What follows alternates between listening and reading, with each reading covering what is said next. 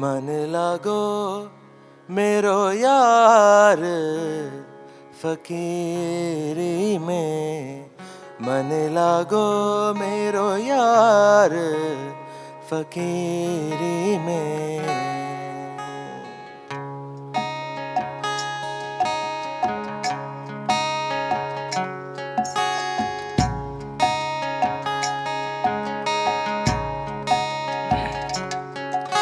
मन लागो मेरो यार फकीरी में, मन लागो मेरो यार गरीबी में, फकीरी में, गरीबी में। मन लागो मेरो यार फकीरी में, मन लागो मेरो यार फकीरी में।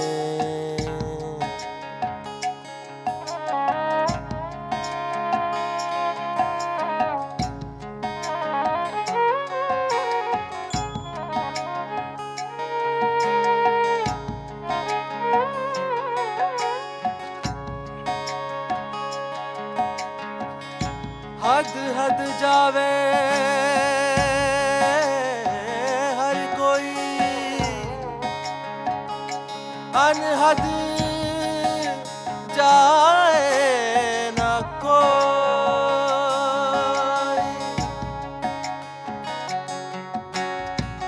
हद हद जावे हर कोई, अनहद जाए हद अनहद के बीच में रहे कबीरा को। मन लागो मेरो यार फकीरी में, मन लागो मेरो यार गरीबी में।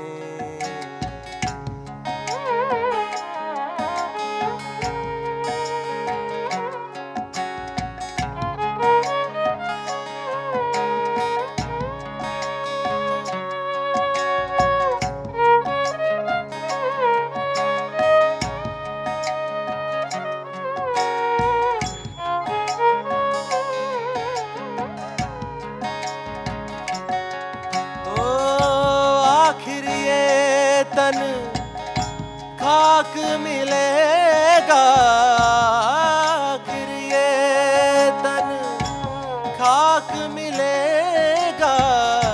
क्यों फिरता मगरूरी में, मन लागो मेरो यार फकीरी में, मन लागो मेरो यार फकीरी में।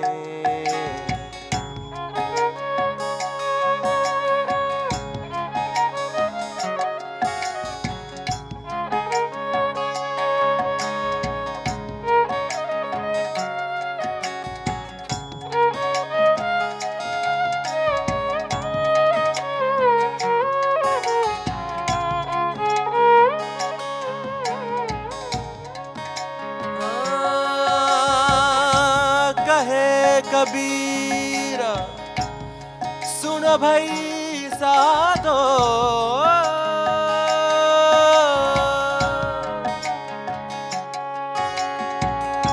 कहे कबीरा सुनो भाई साधो। साहेब मिले सबूरी में, मन लागो मेरो यार फकीरी में, मन लागे अपना ठिकाना। आए हैं सांवरे ओ मेरे गाँव रे, मिले एक ठाव रे न जाओ सांवरे। आए हैं सांवरे मिले एक ठाव रे, मिले एक छाव रे न जाओ सांवरे, न जाओ सांवरे। न जाओ सांवरे।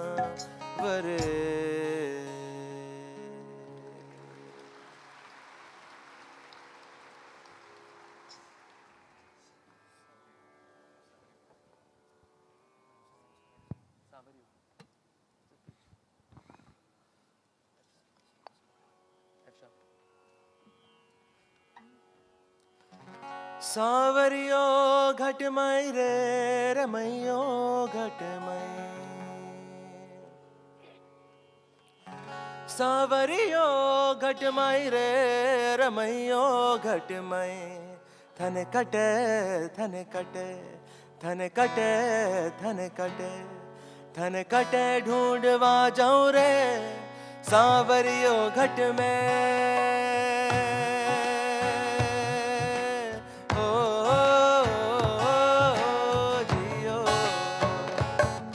सांवरियो घटमई रे रमैयो घटमई, सांवरियो घटमई रे रमैयो घटमई। थन कटे थन कटे थन कटे थन कटे थन कटे ढूंढवा जाऊं रे सांवरियो घट में।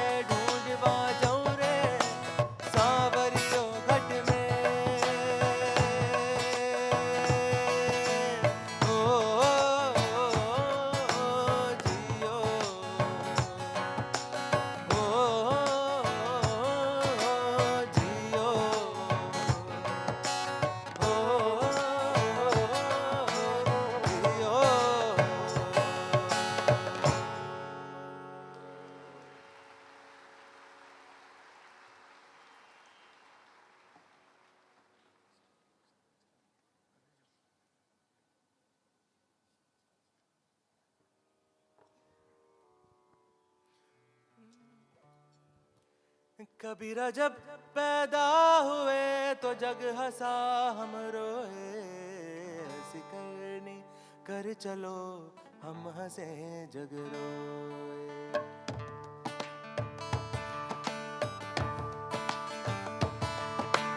कबीरा जब पैदा हुए तो जग हंसा हम रोए, ऐसी करनी कर चलो हम हंसे जग रोए। ऐसी करनी कर चलो हम हंसे जग रोए। कबीरा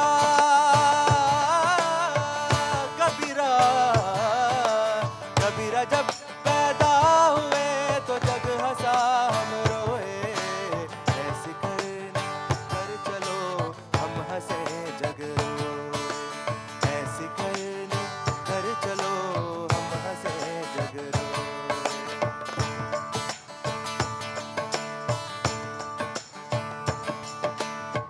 सात जन्म के सात फेर है, सांप सीढ़ी है भाई। सात जन्म के सात फेर है, सांप सीढ़ी है भाई। जम का डंड मुंड में लागे, जम का डंड मुंड में लागे, धरी रहे चतुराई। कबीरा जब पैदा हुए तो जग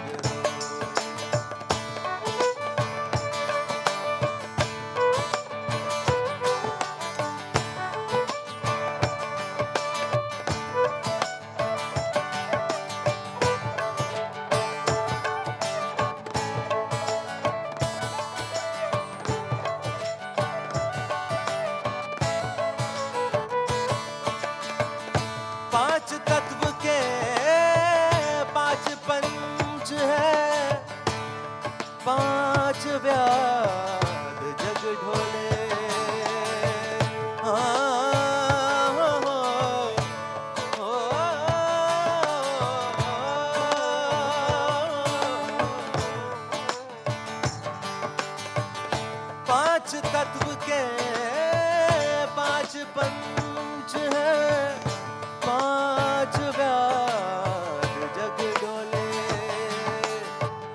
पंचम सुर में अनहद गूंजे, पंचम सुर में अनहद गूंजे, दसों द्वार को खोले।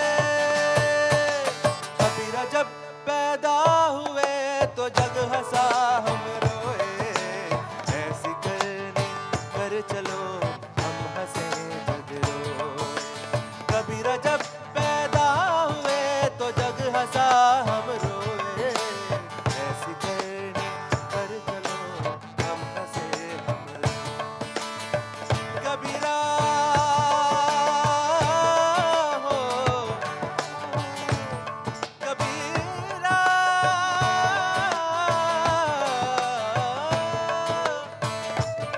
कबीरा हो, कबीरा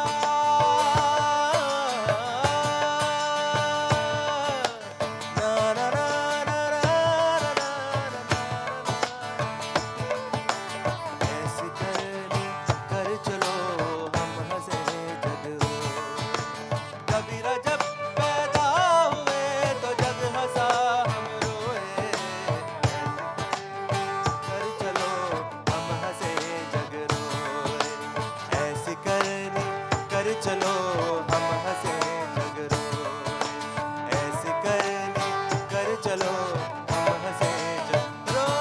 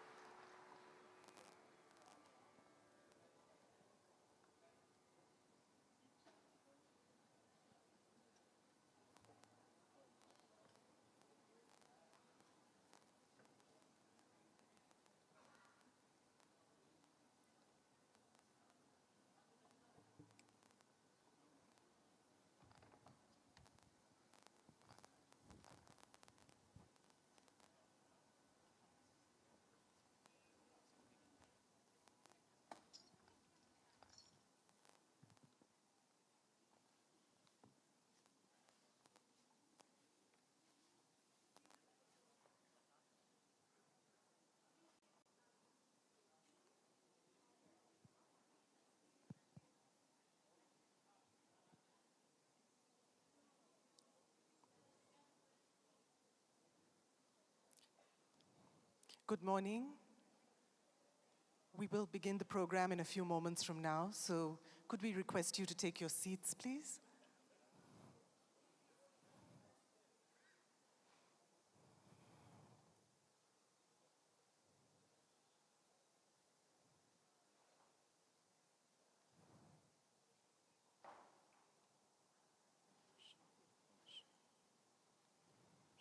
We'd like to welcome all of you to what promises to be a particularly interesting edition of In Conversation with the Mystic.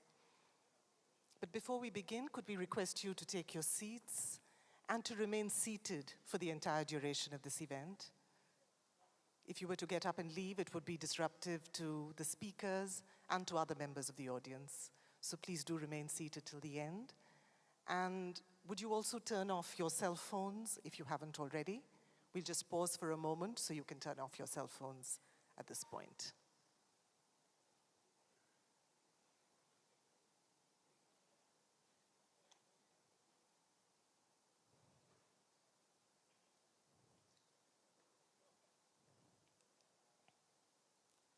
In Conversation with the Mystic is a series that's devoted to dialogue.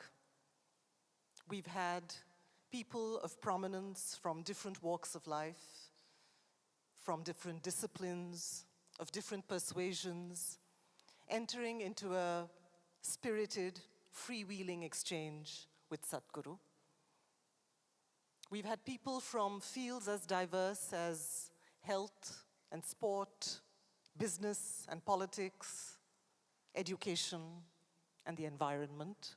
We've had quite a gamut. But today is a session that I think we are all particularly curious about, not just because it's a conversation between a movie maker and a mystic. We've had that combination before. But because there is something particularly unlikely, and therefore perhaps initially a little disconcerting, about the thought of a delightfully, determinedly frothy Sunday 9 p.m. television talk show host in conversation with a mystic and a guru. And yet, it's perhaps for that very reason that this session will be an unusually interesting one, full of unexpected moments. And as someone who's especially enjoyed the rocking rapid-fire round of the Karan Johar show, and as someone who knows that Sadhguru is equally adept at rocking rapid-fire replies, I think we all know that this morning is going to be a distinctly entertaining one. I'd like to briefly introduce the speakers to you. Sadhguru, of course, is well known to everyone here, as he is elsewhere.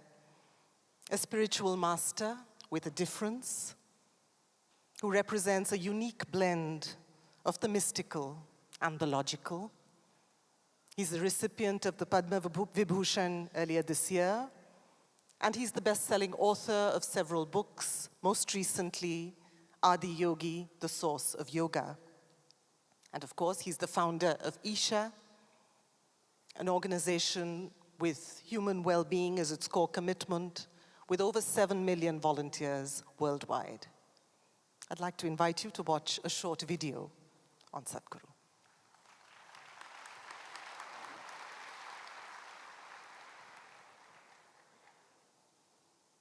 The next half hour, you're going to meet a man who has a devoted following across India and indeed around the world. While yoga and meditation are at the core of his teachings to promote individual growth, the work of the foundation covers conservation.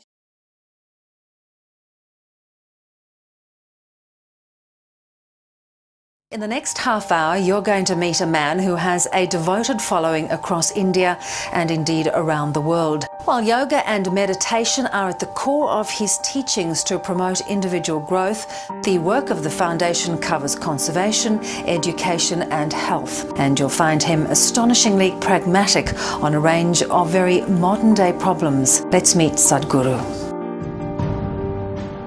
For the very first time in the history of humanity, we have the necessary resource, we have the necessary capability, we have the necessary technology to address every human problem on the planet. Even 25 years ago, we couldn't have dreamt of it. But the only thing that is missing is consciousness. Today, the spotlight is on a project called Green Hands in India. We started a mass campaign and 6 years I spent planting trees in people's heads.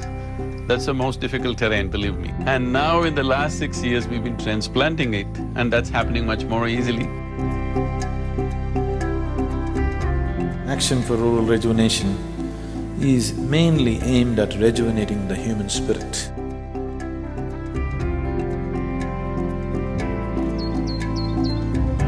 English and computer skills are very essential to make these children come out of the hopeless economic and social pit they are in. If you could first tell our viewers, what is the idea behind it? Initiative, insight, which is more specific towards entrepreneurs. Whatever the nature of your business, ultimately, it is all about human well-being. Isha Foundation, a non-religious, non-profit public service organisation headquartered in southern India. We've engineered the outside world in so many ways, but we've done nothing about this one. If you want to know well-being, in is the only way out. This is what I want to teach you too. That is, you can be completely intoxicated without any drug, just on life. This is a shift from wine to divine. How can you love one and hate the other when the same divine exists in all? spiritual process is not about looking up or looking down, it is about turning inward. See, the only thing that I'm really good at is just this. I can just make the air around me just crackle with energy.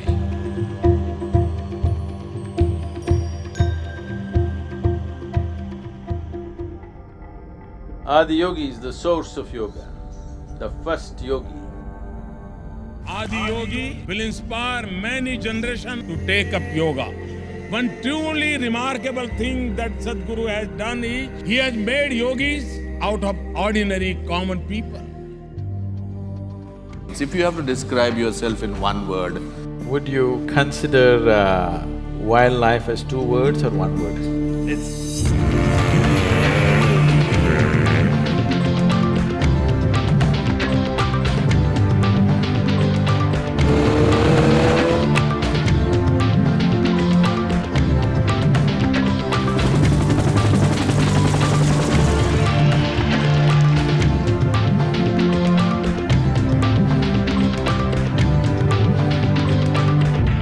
President Pranab Mukherjee felicitating his Sadhguru for all his spiritual contribution.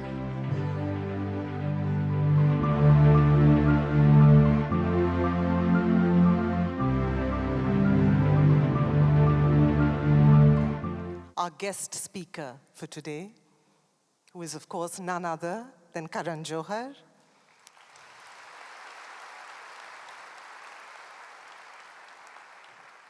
One of India's best-known filmmakers today.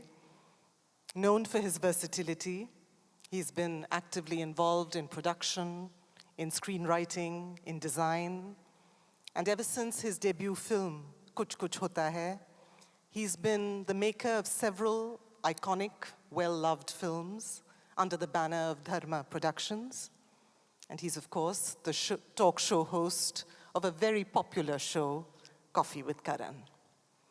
Before I invite him on stage, I'd also like to take this opportunity to let you know that we are launching a DVD and a book on this occasion, and we'd like to ask Karan to launch that.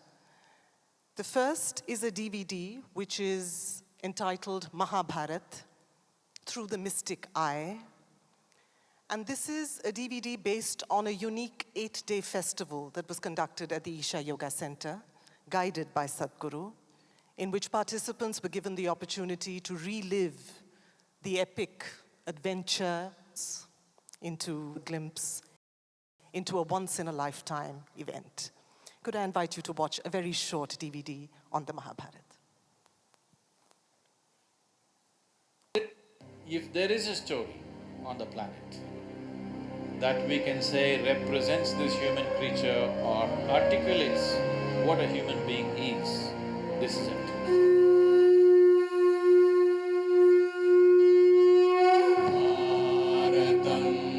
This is not about good. This is not about bad. This is not about the right thing and the wrong thing. This is about exploring the human creature like he's never been explored in any other place. Looking at Duryodhana's story, looking at Dharmaraja's story, looking at Arjuna's story, looking at Krishna's story, you can explore yourself in a million different ways. Thousands of characters, each one of them a complete story by themselves.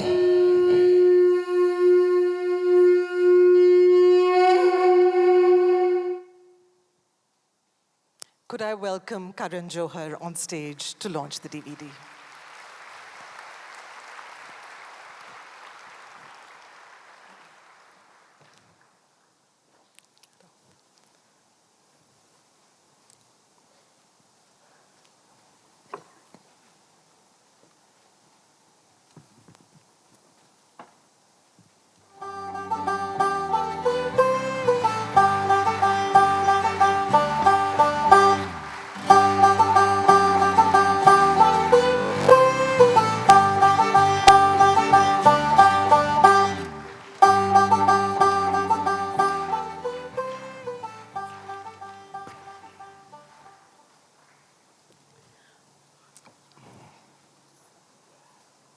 We'd also like to take this opportunity to ask our guest to unveil a new book.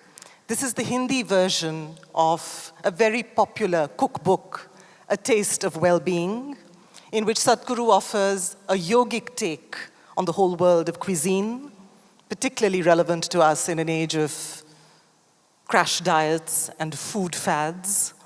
It's a book that allows you to reclaim for yourself the joy of the simple act of eating right.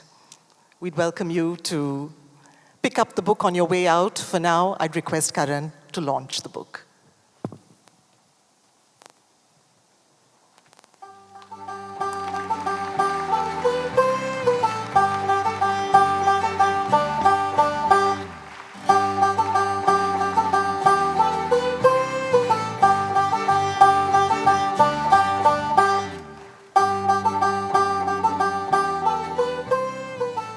Thank you. And it's now time for the conversation to begin. Could I invite on stage Sadhguru?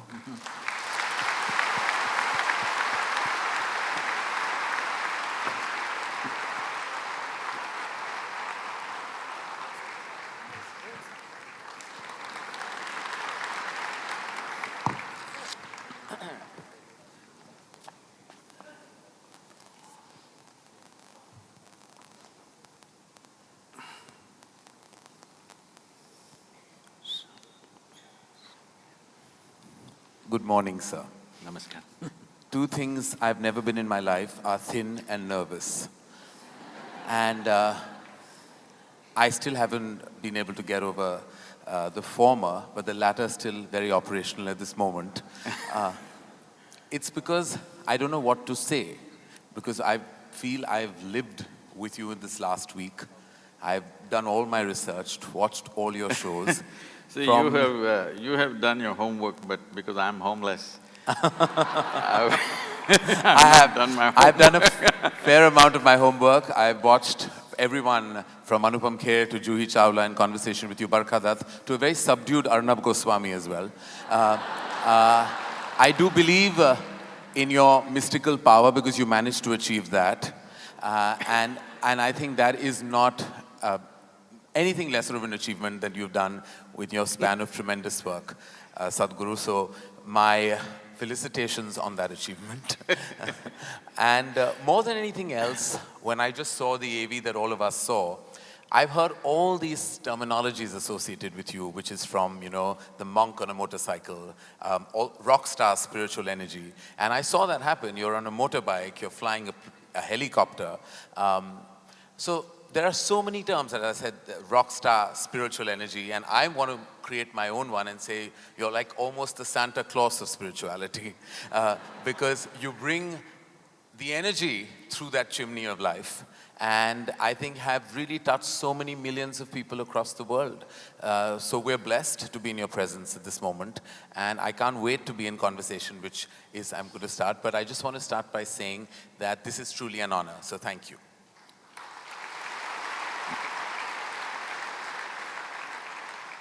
I mean, as a filmmaker, as a human being, as a member of a humanitarian community, my head is always buzzing with so many questions. And I think we bottle it down to some spiritual inquiries, some religious ones. There's always been a debate about these two terms, religion and then spirituality. There are people who feel like, I'm not religious, I'm spiritual, and I'm not quite sure they know the meaning of that. But they use it because sometimes terms are just thrown around. To those people who are at the crossroad between religion and spirituality, what is your answer to that dilemma?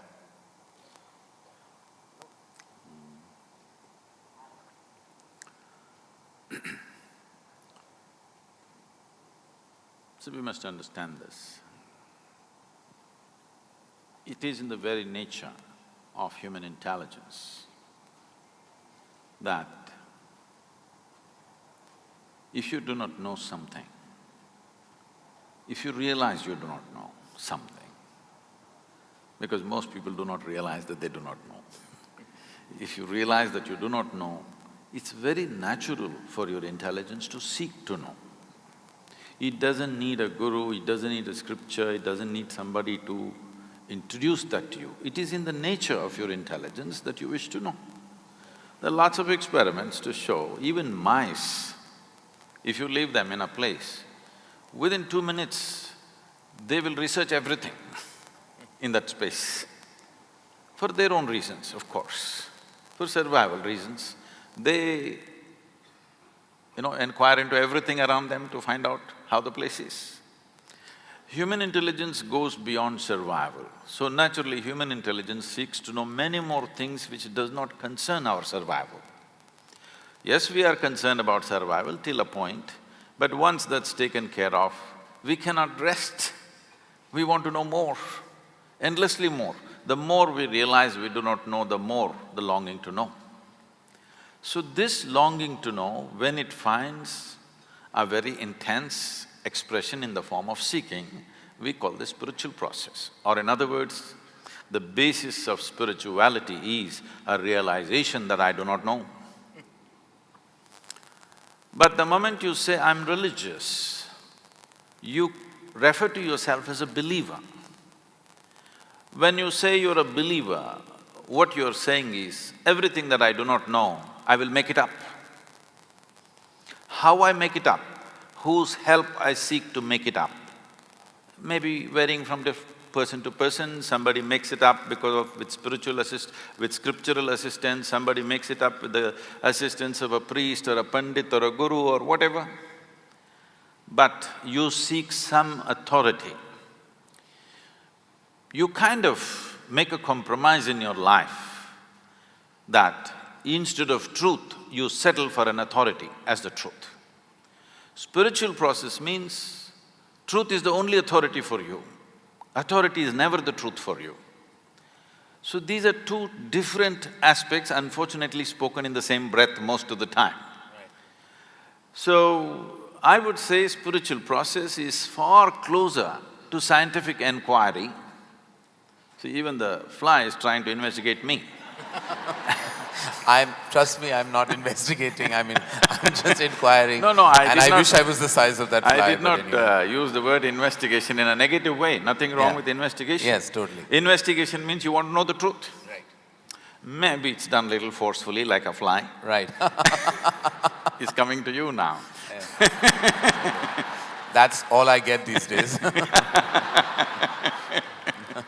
No, if you get to fly, what more? Yeah, so well, you manage pretty well. I have a fear of turbulence, so flying is not really on my top 3 things to do in life. So, spiritual process does not demand belief, because belief and spiritual process cannot go together. Spiritual process is a constant inquiry. It is a way of sharpening your questions so that they dig deeper and deeper, not into something else but into yourself, the nature of your existence. Because the nature of human existence is such that in our experience, the only thing that you can experience is yourself. You actually believe you're experiencing many things, but you only know everything the way it happens within you. You do not know any other way.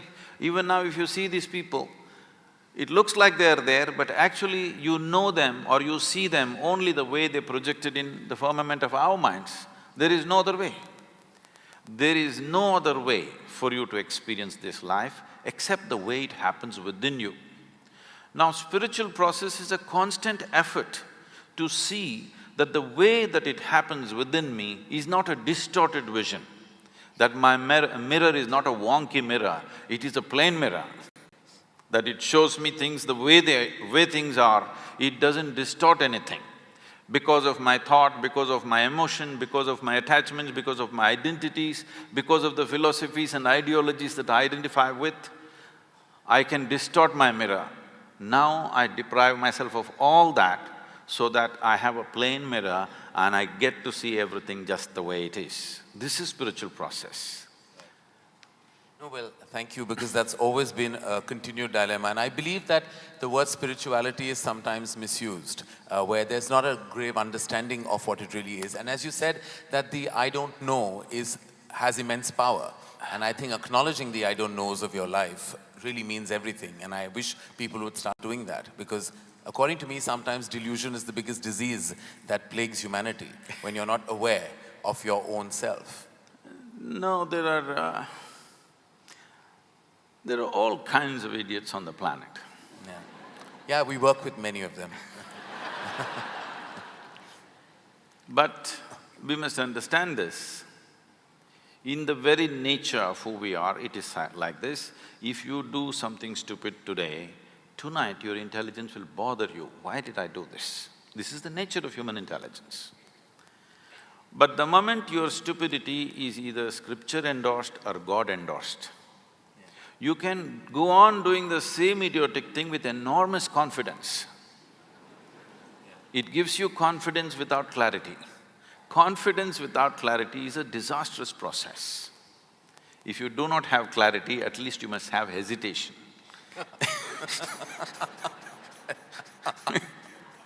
Yes, that's true.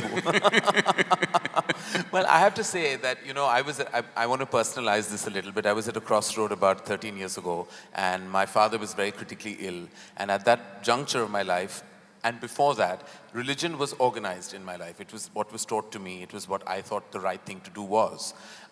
When he was in his last stage, there were things suggested to me which were, to me now, completely ridiculous, including going to a certain temple and feeding a cow of a certain color and, and doing a certain ritual at home, and all those things that one did without even thinking.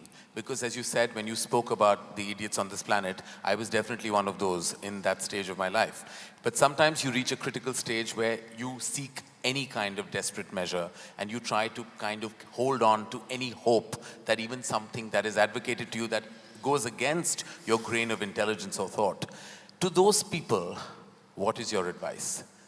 Who have reached the end of their rope and are hanging on and holding on to anything, be it religious, be it spiritual, or be it an unfounded piece of advice? See, for all this, the fundamental basis of these kind of aspirations or actions is because people are just shit scared of life. Why is it so? It's like this. Suppose you sat on a bicycle on stand, and started simply pedaling for fun. But it came off the stand and started rolling. Anxiety, faster, fear, very fast, terror. The fundamental reason is, but someone who knows how to ride a bicycle, the faster it goes, the better it is. Right. But for someone who does not know how to ride a bicycle, the moment it moves, terror will happen. So the fundamental thing is just this: you have been given a very complex and sophisticated vehicle to pass through the process of this life, which is human mechanism. There is body, mind, emotion, energy, many dimensions to it. Essentially, this human mechanism is a very complex phenomenon. Now, you are going at it, you are trying to walk through life without understanding a thing about the vehicle that you're using. Every time it moves, there is terror. If it doesn't move, you want to die of boredom. If it moves, you're terrorized. There is no way out of it. Tell me one thing that human beings are not suffering.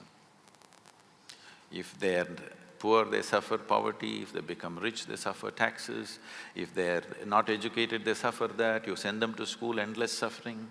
They're not married, they suffer that. You get them married.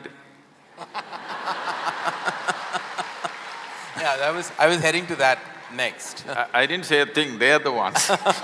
Well, that's an extreme validation of the institution. So, tell me one thing that they're not suffering.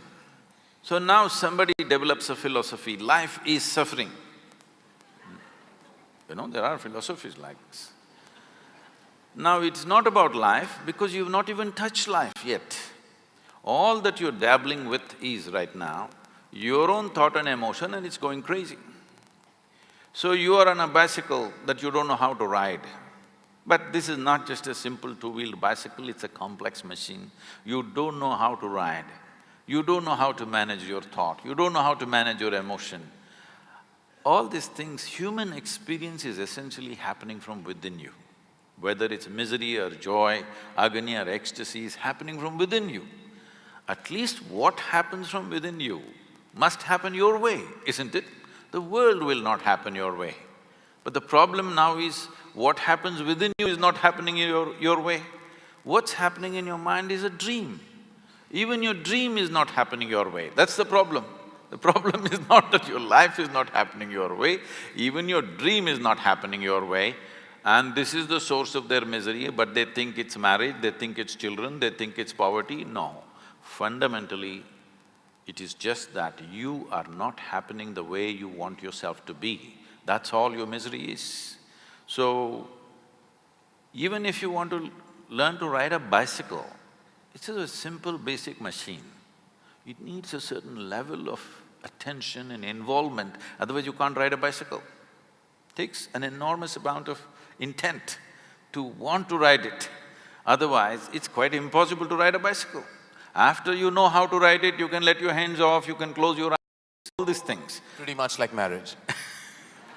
Because like wheels are turning but going nowhere at times. No, I wouldn't like to make that statement because for many people they've gotten somewhere with marriage. Yes, we'd like to find out where, but but on another forum. When you speak about suffering, Sadhguru, it is definitely something that I believe that self-pity sometimes is like a luxury spa. You know, it's somewhere where your comfort lies. Self-pity is, I believe, the most indulgent emotion and gets you nowhere but makes you feel really good for a certain period of time. What is your take on something like self-pity? How is being pitiful a luxury? I don't understand that. It becomes, you know, you get great solace in that emotion for a short period of time. Self-pity can be the most happy place to be at, like self-indulgences. See, there are many ways to achieve peace, happiness, well-being. This happened. Shankaran Pillai, he was a little abusive husband, verbally abusive. So he would rant at his wife, but she was always peaceful, never reacted. One day in the middle of his raging rant, he stopped and he asked, "Whatever I say, how much ever I abuse you, you are peaceful. How do you do this?" She said, "I clean the toilet." He said, "What? Cleaning the toilet, how does it make you peaceful?" She said, "I use your toothbrush."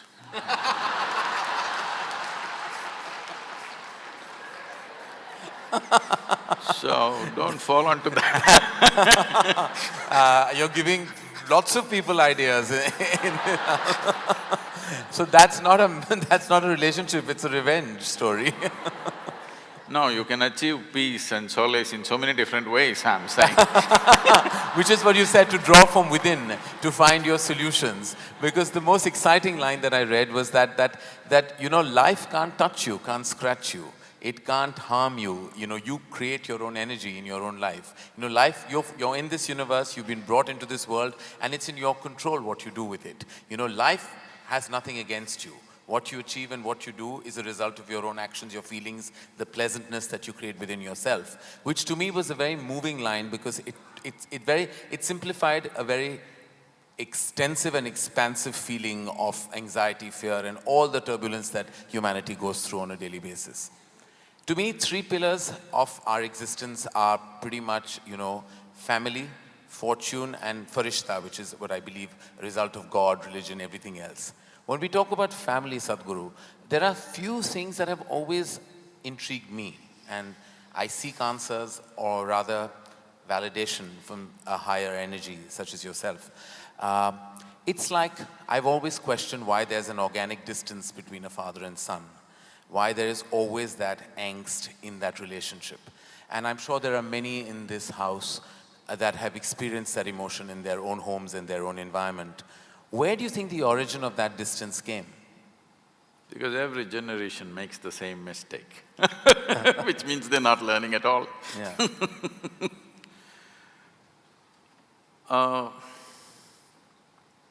When we say family, You know, in Italy, family meant crime. Crime. Yeah, mafia was always referred to as the family. Family. Yes. So in a way, it's a kind of crime. It is the most basic institution in the making of a society, but it does not mean you must remain basic, because this is a biological identity that we have. Biology is a reality, we can't deny it. Obviously, this was in some way, at least to a certain extent, our parents gave this to us, one part of it at least. Today the way it is, the way it looks is essentially because of them. Well, it was given to them by somebody else, that's another point, but to us it was given by them. So it's a biological identity. This limiting oneself to one's biological identity for an entire lifetime is a crime, because it creates so many things. In this country has suffered a lot from a long time. Just now you released the Mahabharata video. Entire Mahabharata is family problem. It is Dhritarashtra syndrome. We are still suffering. My son is best, no matter what. Even today we are suffering the same thing. My son is best and he should become the king no matter what. It's not Some just… sons haven't managed very well, some have. So, family is a basic identity that we are born with. It's a wonderful thing when you're a child, because without that family support, you wouldn't be who you are today in many ways, okay? With all due respect and regard and great respect for the family, because human creature is born in such a way that as soon as you fall out of your mother's womb, you're not ready to get up on your feet and do things like other creatures. It needs a long gestation period before a man becomes a man or a woman becomes a woman. There is a long period where the incubation of family is most important and vital, there's no question about that. But you're supposed to grow beyond that identity. But a whole lot of people just never grow beyond that identity, for which they suffer, and sometimes if they're born in certain places, they make the entire nation suffer.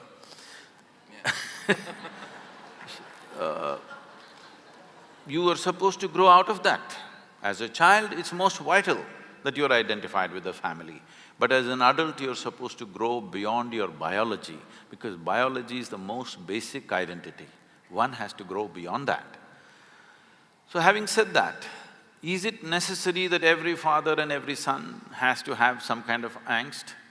It is not about father and son, it is just two men being accommodated in the same home. When you were 8, 10, your father was godlike. So this problem started after you became 15, 16, when you want to be a man and there's not enough space. This big man is occupying too much space, and that man thinks this is my space and who's this? They can't recognize each other as father and son, because now there is no father and son, there are two men in the same house and there's not enough space. This happens not just in human families. Every creature, whether it's an elephant or a buffalo or whatever, in every creature's life, this happens, that there will be some friction and either the younger one goes out or the older one goes out. This happens everywhere, because this is not a problem between father and son. This is two men trying to share the same space and the same woman, called mother to one and wife to the other. Two men. Well, that certainly breaks a very strong myth that this country is operated with, because the problem was always meant to be two women in the same house, and you just changed it on its head, which I believe is true. Because I believe the problem lies in the fact that two men can't be accommodated. No, it also happens between women in a different way. Yeah. But women have a way of covering their frictions in certain way. They do it in a certain way, in a feminine way. Yeah. Men will do it in more head-on. Yeah. Head-butting is the man's way. Woman's way is different, she will do it differently, but the friction happens. And I feel it's always like the mother energy of the house that sometimes has to bear the brunt of this tussle in a family.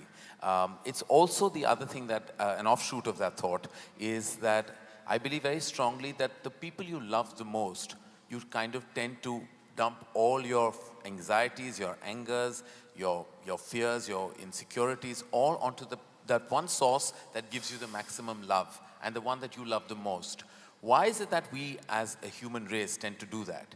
Tend to lumber all our negative emotions on our most positive light source? No, because if you try to dump it on someone on the street, they'll smash you up. Yeah. So You're choosing a safe place. But is that always fair? First of all, it's not fair for you to carry anxieties and angst and angers and problems within you because, see, if I try to torture you, you have some defense against me. Either you will fight me or you will run away or you'll do something, you have some kind of defense. But if you start torturing yourself, this is the most helpless creature. Right. No, most defenseless. I'm telling you, even an unborn child, if you poke like this, he responds, he defends himself in his own little way, okay? But this one is completely defenseless. When you start poking yourself, this is a completely defenseless life. So the worst kind of torture, the lowest level of mind is one who tortures himself. But they always think they are the highest level of people. I suffer for everybody. You bloody suffer anyway. If there is everybody, you will dump it on them, otherwise you'll simply suffer. Yeah. People come to me and say, Sadhguru, I can't bear with my mother-in-law, she's impossible. My husband, after all, her son. My wife, oh, she's terror for me. My boss is not even human. Like this, it goes on. I tell them, you come, don't worry. I'll give you a nice place to stay, I'll give you good food, nothing to do. For your life, I'll take care of you. Only thing is, I will make some random checks on you. When I check, you must be joyful. If you're miserable, I don't believe in feeding misery. Right. So, you leave them in one place for 24 hours, you will see how they will mess themselves up. So when you're alone, if you're miserable, you're obviously in bad company. Now you're thinking, because of this person I'm suffering, because of that person I'm suffering, just stay alone by yourself, without any entertainment, without texting, without television, without reading, simply sit in one place. Joyfully, let me see. Most people can't stay there for 5 minutes, believe me. They are not on Facebook, they are not on Twitter, they're not this thing because they have something to say or because they have fallen in love with the world, no. If they stay alone, they'll go crazy. That's a fact. I mean, sorry to break that train of thought, but what is the solution to that kind of feeling of just not enjoying your own space? Because we have not looked at how human mechanism works. It is like you have a super sophisticated machine. This is the super computer. This is the machine which dripped supercomputers, isn't it? Right. I'm asking, have you read the user's manual? That's all it is. The entire yogic system is just this. This is not a philosophy, this is not an ideology, this is not a religion, this is not a teaching.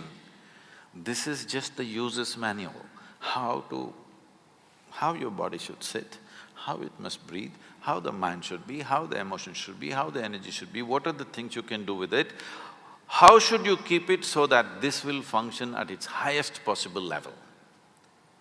See, the cell phone companies have been doing some research a few years ago and they found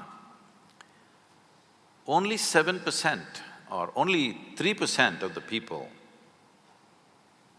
no, 97% of the people are using only 7% of the cell phone's capability. We are not even talking about today's smartphones, we are talking about the dumb phones.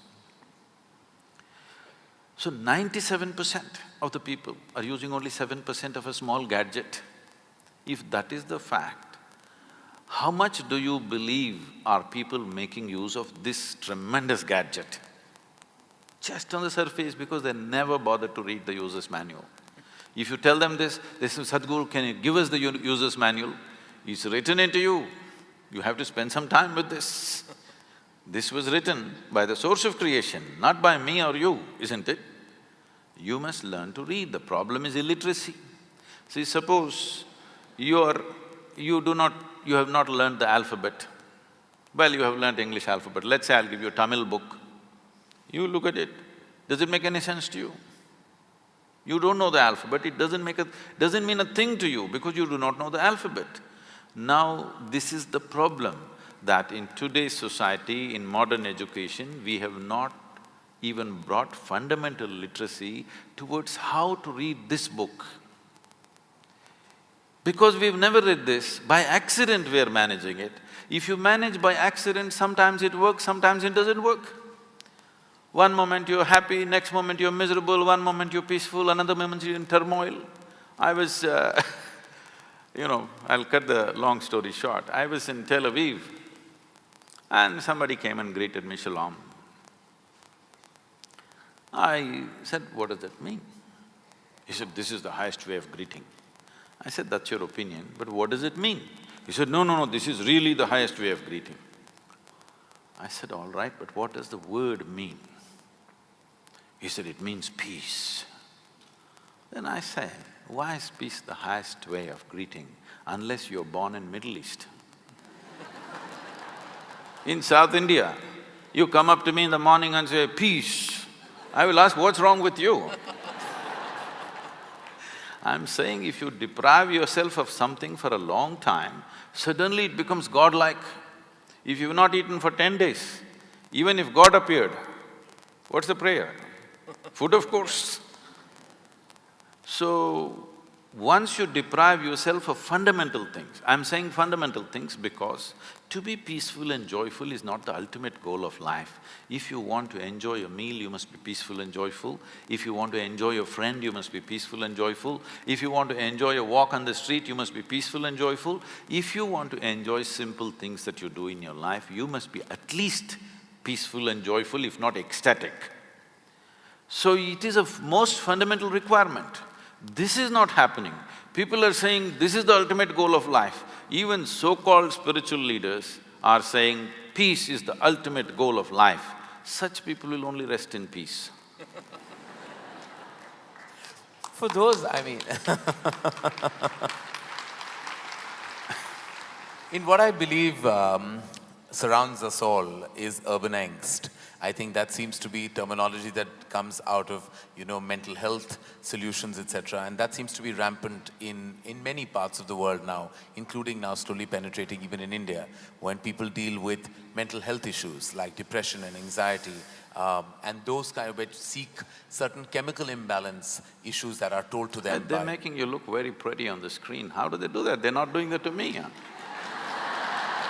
They're making my what? My… Look at yourself there. Am I looking pretty on screen? Yeah. See? Okay.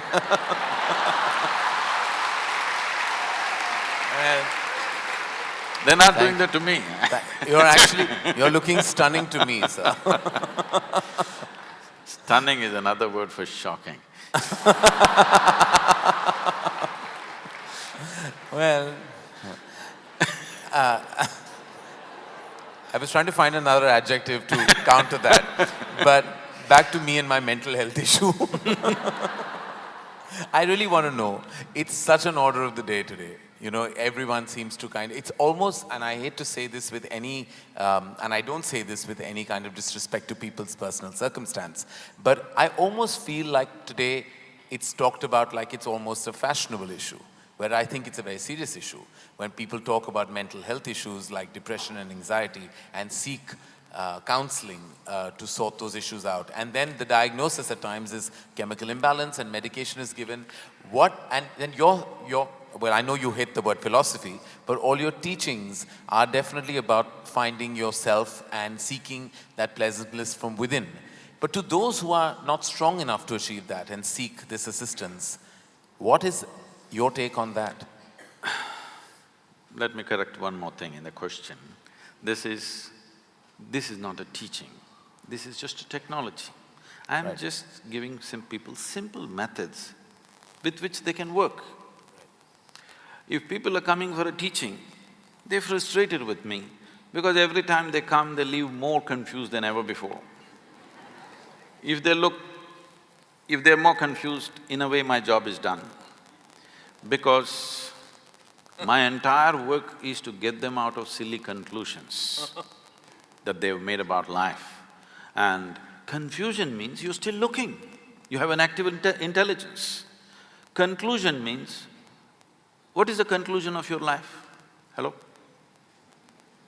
What is the conclusion of your life? You don't know, let me reveal the suspense to you. Though as a filmmaker, he won't tell you till the end.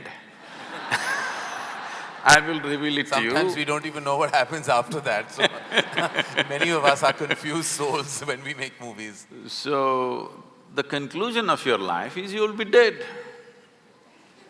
You think something else is going to happen to you? You'll be just dead, that's all is the conclusion. So every time you make a conclusion, in some way you die, you need to understand this. You kill something of yourself every time you make a conclusion. This is you in a state of committing suicide in installments. You may call this religion, you may call this philosophy, you may call this being socially whatever, but fundamentally you're committing suicide in installments. This is why when you look at a child and yourself, you're less alive than a child. As you grow up, should you become more alive or less alive? Unfortunately, most adults are less alive than children, isn't it? You must be more alive, but unfortunately you're less alive. Maybe your physical agility will go down with age, but your aliveness need not go down. Aliveness is going down because you're continuously making conclusions and conclusions and conclusions. As you conclude, you become less and less alive. You know, there is that famous parable, which is all over the place, about Adam and Eve. It seems God told them, it's a dumb couple. Kind of, yeah. Look at what we had to suffer as a result of them. No, not because of that, because they didn't know what to do with each other. So God told them, you eat whatever you want, but don't eat from this particular tree. You know what tree that was? No, apple means in Old English just a fruit. What knowledge? Your parents tell you, you must eat the fruit of knowledge. Your teachers insist that you must eat the fruit of knowledge. Everybody in the society always trying to shove knowledge down your throat. But it seems God told you not to eat the fruit of knowledge, and by eating that Adam and Eve fell. It is not about that Adam and that Eve, it's about every Adam and every Eve. The moment you eat the fruit of knowledge, you fall, because your idea of a knowledge is the conclusions that you make about everything in the universe.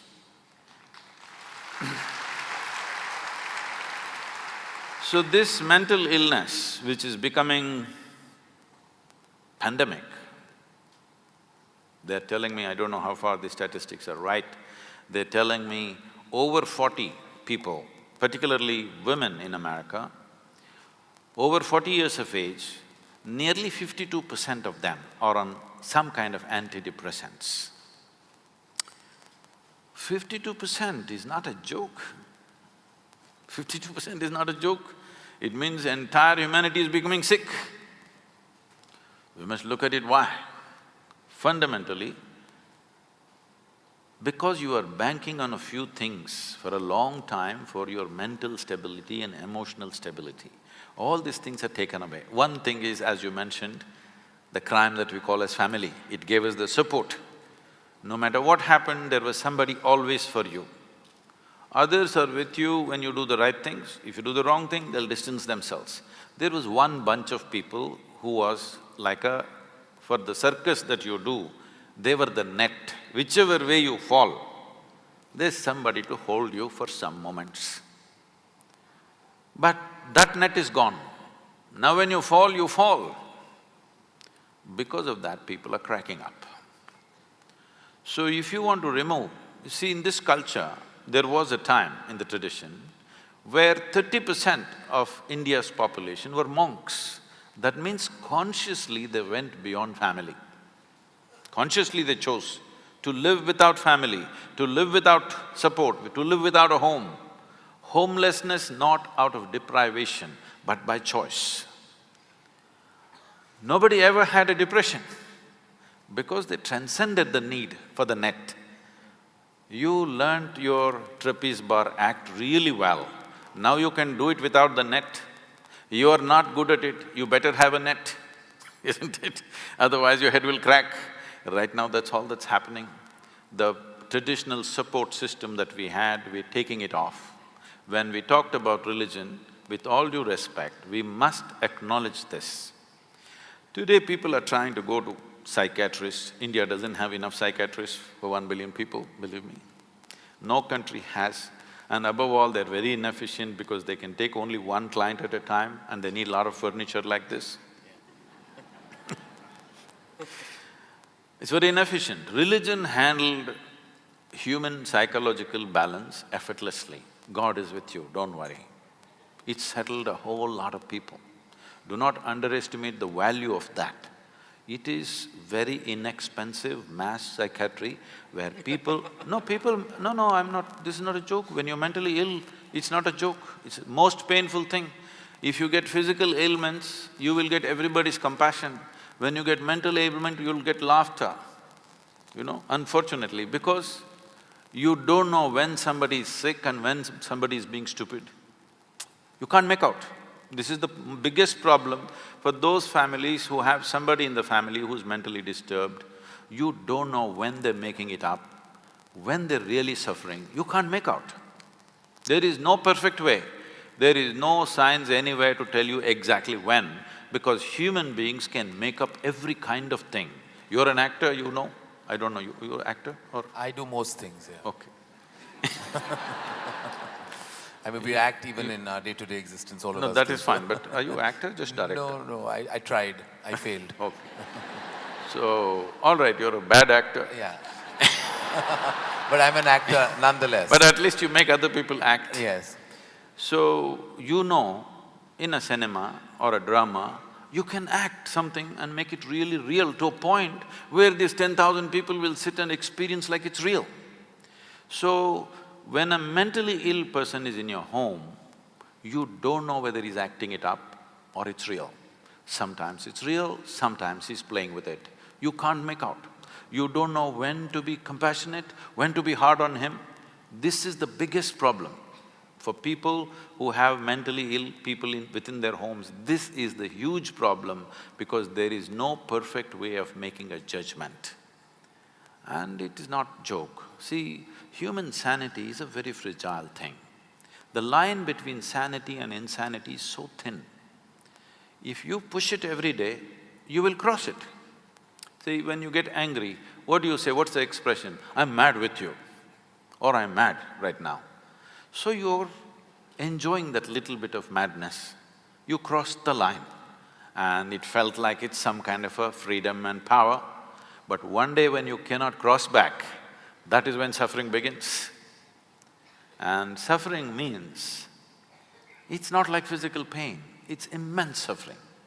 I've been around people who've been mentally ill, trying to help them. Nobody should have it, but unfortunately it's becoming an epidemic in the world that mental illnesses are growing like never before because all the supports they had, we are pulling it out without replacing it. If people become so conscious and so capable within themselves, you pull all the supports, everything will be fine. But without giving that competence, you just pull the supports, people will crack. In the Western societies, it's happening large scale. We are not going to be far behind, especially the urban societies in India will move in this direction because once again, in many ways, urban India is more West than West. There are more people in denims here than in America. Well, no, thank you. Thank you for that, because I know it is definitely a crisis that plagues us, and some, as I said, seek help. Some who are helped, I mean, I'm happy for them, and I'm sure grateful for resources that are available. And those that find pleasantness within themselves, I think that truly is a glorious solution to their issues. So when we say pleasantness, human pleasantness can be looked at in many different ways. One simple way of looking at it, because medical science is looking at it that way, I don't see it that way, but that's a consequence for me, is every human experience has a chemical basis to it. What you call as peace, joy, love, turmoil, tranquility, agony, ecstasy, everything has a chemical balance, chemical basis to it. Even health and ill health has a chemical basis to it.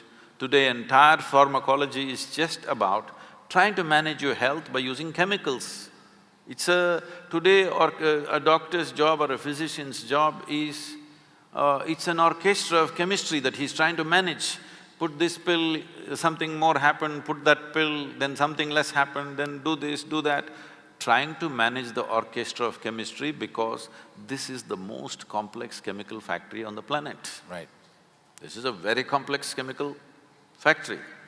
Managing it from outside is very, very difficult. But you could manage it from inside, but you must have access to your insides. If your innards are not available to you, then how do you manage it from inside? You only try to manage from outside.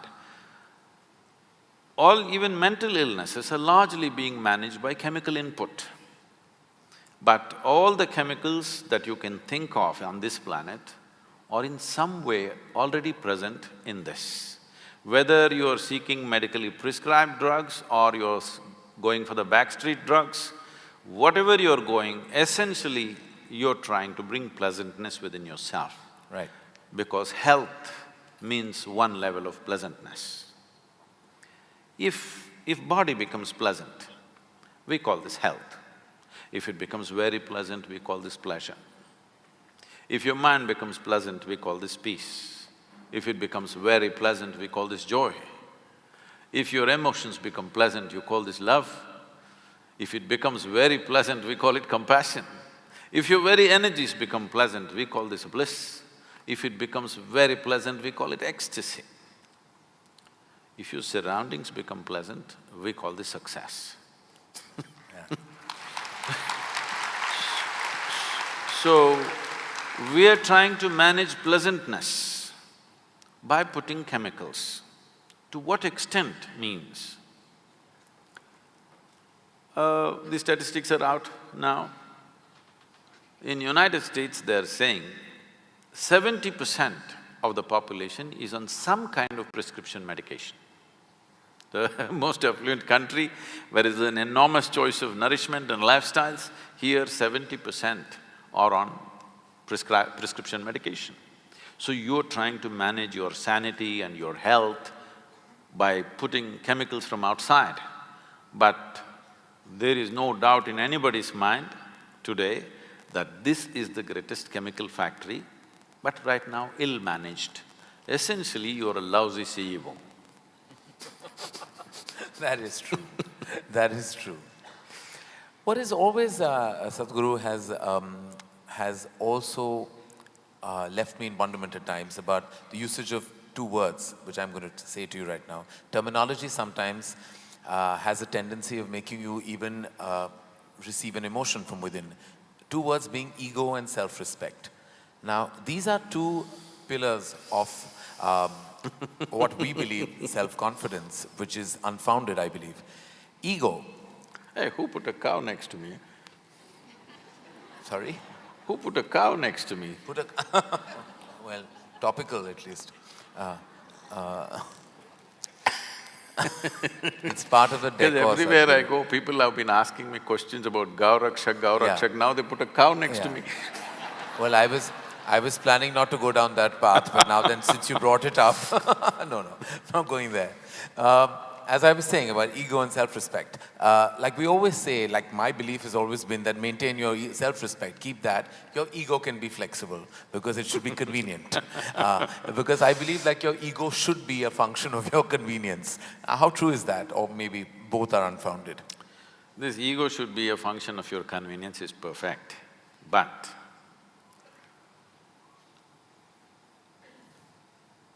nobody knows where ego is within themselves. Do you know? No. Nobody knows. It arises at will, I think. No, no, no. Ego is a fall guy. When you do the good things, of course it's you who did it. When you do nasty things, oh, it was my ego. He's a fall guy. He comes up whenever something goes wrong. Whenever you're seen in a bad light, it was my ego, it's not me. So, people have created a whole lot of jargon like this, my ego, myself, my consciousness, my superconsciousness, many things. First, everybody must decide, within this body of yours, how many people are residing, you must tell me. If there is anything more than one, it means either you are schizophrenic or you're possessed. You need either a psychiatrist or an exorcist. So, you are an individual. An individual means not further indivisible. This is why you're an individual. That means there is only one. This is the healthiest state to be, that you understand there's only you here, nobody else but you. If you realize this, then you will function completely differently. But you start playing this game, whenever you are in difficulty, you say it was my ego, whenever something else happens, you say it's myself, another time you say my lower self, higher self, all kinds of stuff. Many identities within you. See, this is the nature of a criminal, alias, you know? So, it's a crime that you started. Whether you will be caught in the web of that or you will manage doing… See, if you do minimal amount of crime, you may manage. Only when you really get into it, then you may get into the web.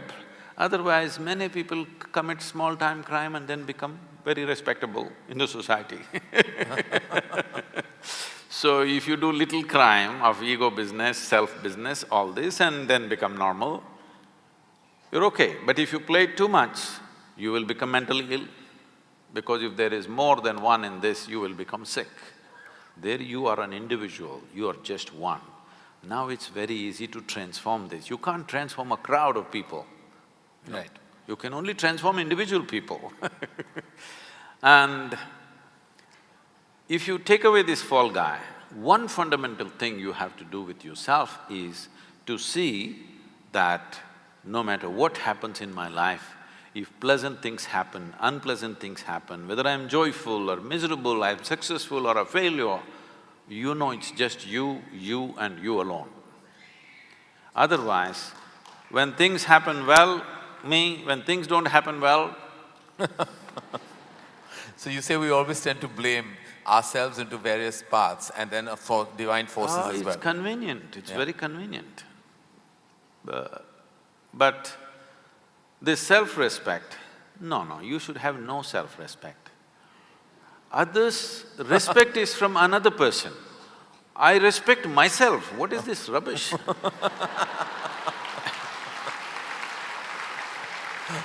Somebody else respects you because they see some value to you, it's nice. But I respect myself, what is this? It's gone further in the West and people say, I love myself. See, to respect, to love, the very word they're using is, there must be two. You can love somebody, somebody can love you, you can respect somebody, somebody can respect you. But I love myself, I respect myself, this terminology is this terminology of the insane. But it's becoming popular because the numbers are growing.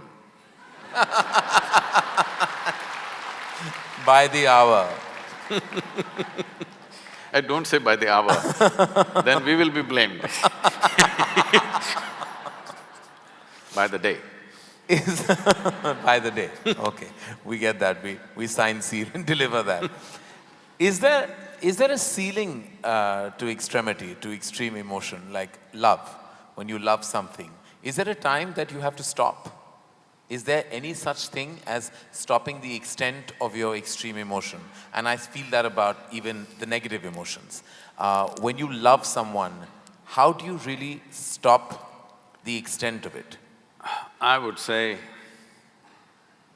Please, I want you to listen to this carefully because you will immediately tweet, Sadhguru said this. This is a dangerous world today. If you love, love strong. If you hate, hate strong. Whatever the hell you do, live strong. It's very important. Otherwise, you live an insipid life, not knowing a thing about anything. When Adi Yogi gave the yogic principles, he said, anything in your life, it doesn't matter what. I've been telling people, they're not grasping it, they think, because too much this, what to say, flowery teachings have gone into people, they're not looking at what works and what doesn't work, they want something pretty. I'm not interested in what's pretty and not pretty. Whether it works or not is the only thing. Ultimately, what works is very fantastic. Right. So, even if it's anger, not necessarily love or compassion, even if it is anger, just stay on it for 24 hours. Anybody, I'm saying, just try this by yourself. 24 hours, stay intensely angry, let me see. Believe me, at the end of 24 hours or well before that, you will be enlightened. But you will see you are not capable of being angry, because to stay intensely angry, you need enormous energy. It burns you up. Try one day, 24 hours, stay angry. You are irritated, that you can manage for the rest of your life. Stay angry, really super angry for 24 hours, let me see. You can't manage more than 3 minutes, believe me. You will feel drained out because it takes enormous energy. There are yogis who live like this. They are simply angry all the time. All the time, not about anybody or anything, simply angry, just like that. It works wonderfully, it works much better and quicker than love. Only thing is, with that kind of practice within you, with that kind of emotion within you, you can't live in social atmospheres. You will have to withdraw to a mountain cave and simply be angry about nothing, just like that. If you want to live in social atmospheres, you need to be in a pleasant state of emotion, otherwise you will get into constant mess. So should I stop myself somewhere? What you're asking is, should I be constipated about my love? At least in love, know some sense of abandon, that there is no brakes on it. I would say in everything in your life, in your car you must pull out all the pedals, only throttle should be there. Yes, in your life there should be only throttle, because brake will happen when you die.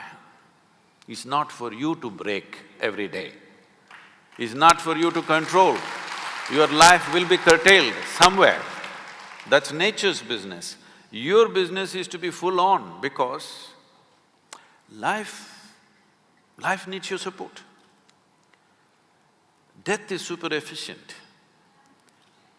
Did you ever see death happening inefficiently? Hello? Wherever it happened, it was a perfect death, isn't it? Never happened inefficiently, but life happens inefficiently. Life needs constant support. Death does not need your support. Stopping something is death, in a way. So to love you're afraid, to laugh you're afraid, to cry you're afraid, to everything. Nothing is done with abandon, everything with constipation. Learn to do something with abandon, because if you do not know at least how to scream in abandon, there is no way you will ever know how to meditate or to be spiritual, because spirituality is a state of total abandon, complete state of abandon. I endorse that and will try and live by that. But what happens when a positive emotion reaches its extreme stage and ventures into a dark area? Like love can also transfer itself into obsession. See, you are referring to… See, it's like this. Suppose you don't have legs, and if I say, come, dance, you say, no, I cannot even walk without my crutch. So I cannot walk without my crutch, or I cannot live without you, are not different. This is a very dangerous territory I'm entering. But it is a fact, I cannot walk without a crutch or I cannot live without you is the same thing. Because you're misunderstanding your dependence and a certain relationship that you hold with somebody as love. Let's look at this thing of what is love. See, it's a certain blossoming within you. Now, who are you in your life? Who are you using as the manure? Filth. See, this flower is fragrant not because somebody sprayed perfume to the roots. It is fragrant because somebody put filth to the roots, isn't it? So now you found a little flower within you of love. Who is your manure? Who is your filth? Now this is a dangerous territory for me to enter, with you also. But this is exactly what we are doing. Now the question is just this, whatever is the most pleasant emotion within you, are you capable of bringing it on by yourself? Or are you in a dilapidated condition of technology that you are a push-start machine, that somebody has to push you, otherwise you cannot be? Your joy, your love, your peace, your ecstasy must be your making, isn't it? Right. So now your love will become about sharing your joy, not squeezing joy out of somebody. Right now, most people's joy, most people's idea of a love affair is more like a mutual benefit scheme. You give me this, I'll give you that. You can't live without me, I can't live without you. They will make sure that the other person also becomes invalid and cannot live without me. Yes, this is a very huge problem in the human societies. Love is not happening as a flowering. It is something that we are trying to suck out of somebody. Love is not about somebody. I want you to know this.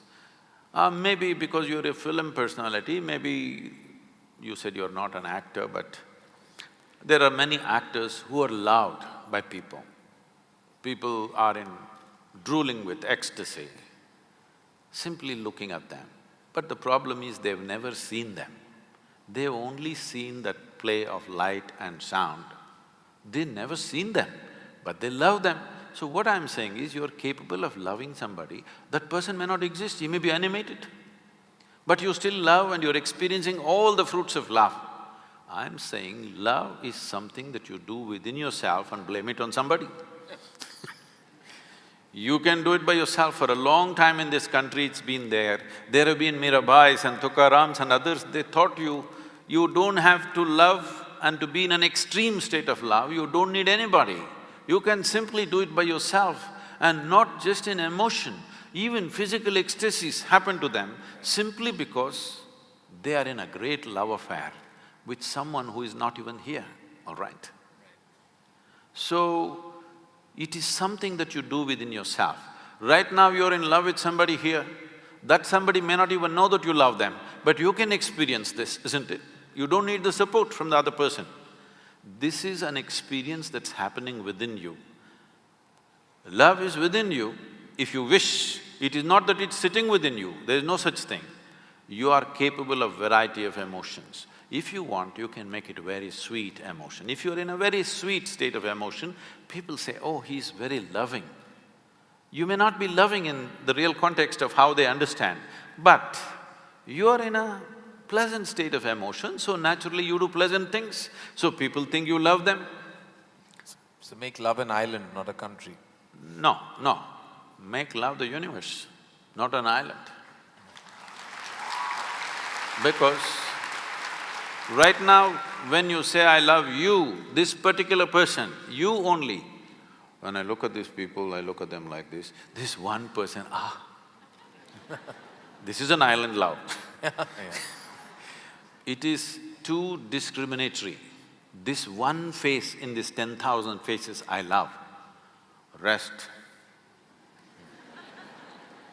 Depressing looking at them. This is a very island love. I know you're in an island city, but it's time to go beyond. It's time that you understand love is a happening within you. maybe somebody stimulated this, you're grateful to them that they ignited this within you, but love affair is yours, isn't it? It's an inner experience that's happening to you. Somebody is providing the stimulus, we are grateful to them that they are providing this. But they are not causing it, it's been caused from within. And once you understand this, why wouldn't you be walking on the street lovingly? Why won't you look at a tree lovingly?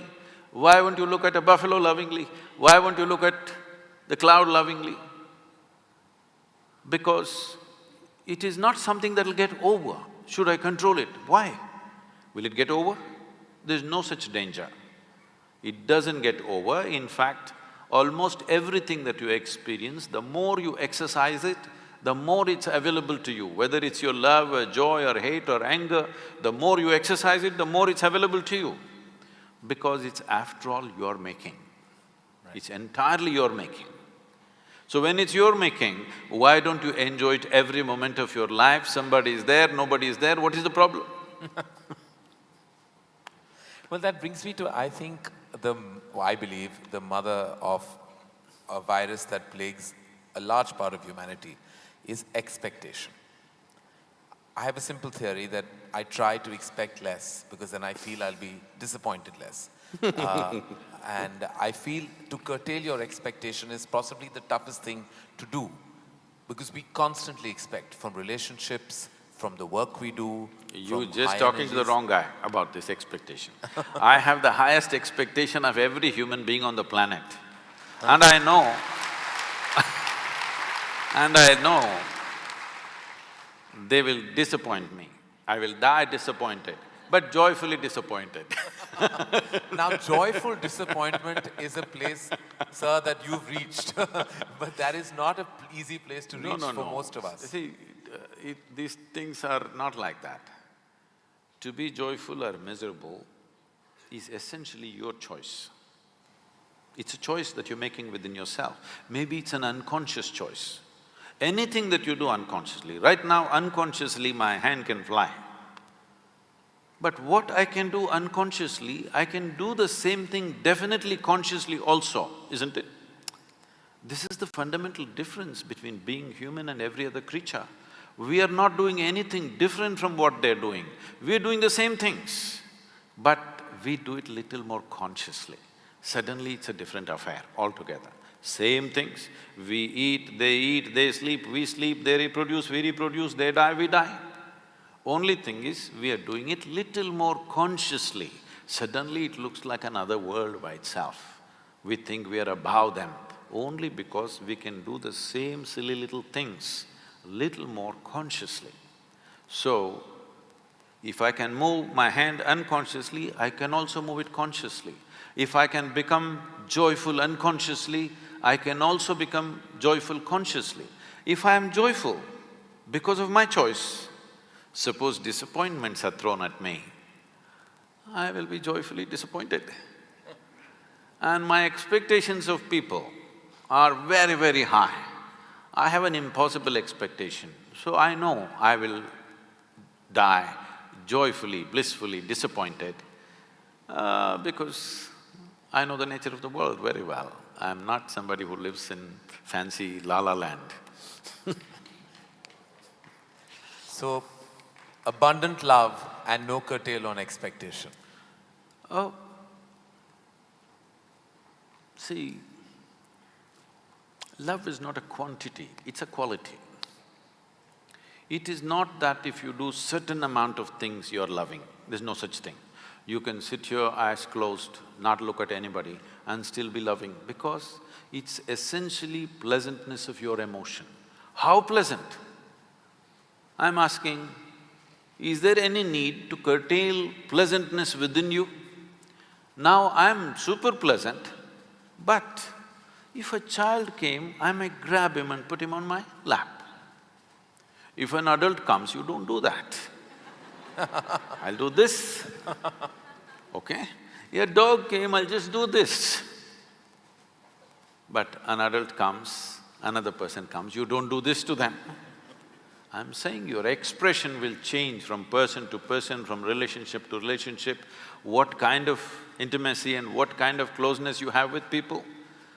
But does it mean to say that you should not do this with as much love as you hug somebody or kiss somebody? Should you not? Should you not do namaskaram with as much love as you hugged your child? Why not, I'm asking? Because there is no… See this… I'm trying to demolish the word abundance, because when you say abundance, there is also scarcity. There is no such thing. It is neither abundant nor scarce. If you're willing, it's on. If you're not willing, it's off. That's all. As simple as that.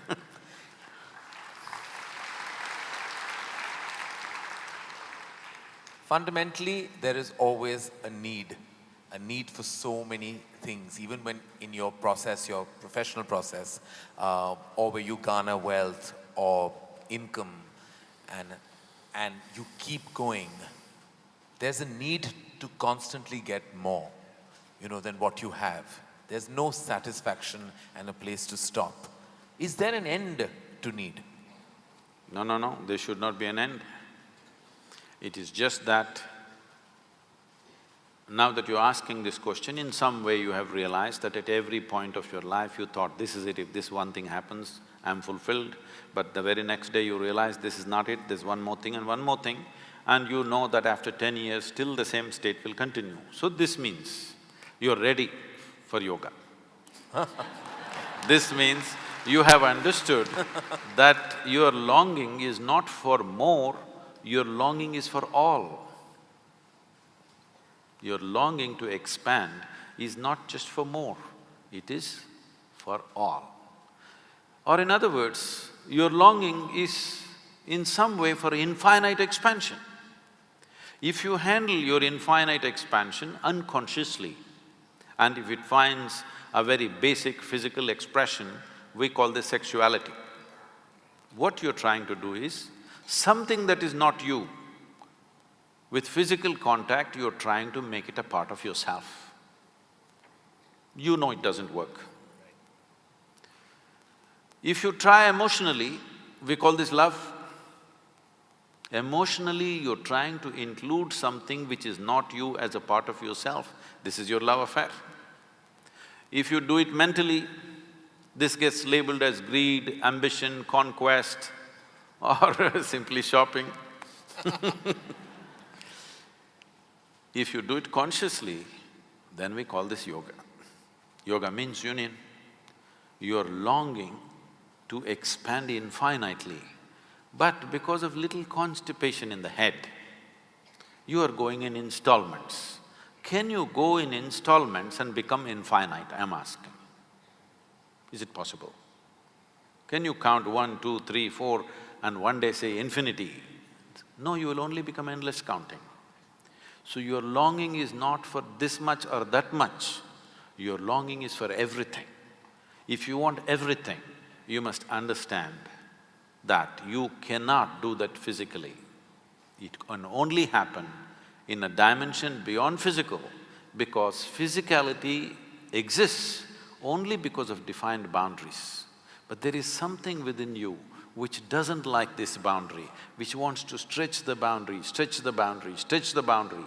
You're looking for boundlessness, but you're not courageous enough or conscious enough to admit this. You want to go in installments. No, what you're looking is for boundlessness. If you want boundlessness, it can never ever happen through physical means. So once it doesn't happen through physical means, now you use the most corrupted word called spiritual. Spiritual does not mean looking up, looking down, going here, going there. It simply means your experience of life transcended the limitations of being just physical. Because everything that's physical about you is an acquired quantity, isn't it? This is just a piece of this planet. What is up here is just a heap of impressions that you've gathered. So what you have acquired can be yours, can never be you. So this longing to have more money, more property, more pleasure, more something is not about those things. You are trying to find a dimension beyond physical nature, but because of constipation, it's not happening. Well, I'm gonna take the liberty, Sadhguru, to do what I normally do on my television show, which is a rapid fire round. Normally the end of this round… When I was young, I watched a lot of, Wild West movies. Right. So when you fire, I also fire, all right? No, but no, I promise you, this is not that kind of… You're not in my line of fire at all. I will not take the liberty of being that person. These are just quick questions which when I ask for one word, you have to stick to that. Because sometimes you have a tendency of not exactly answering the question asked. But you give such a profound and prolific retort back that it makes you very satiated. But in this case, my only request is that if it's one word, then it's just one word. Okay. And the end of this, normally, you get a hamper, but in the absence of a hamper here, you already have something, right? Yes. So, or this beautiful bouquet that is right next to you. But so there's no hamper, but you will get my utmost gratitude. Thank you. All right, very simply, what is the one thing that is essential to living a balanced life? Sense.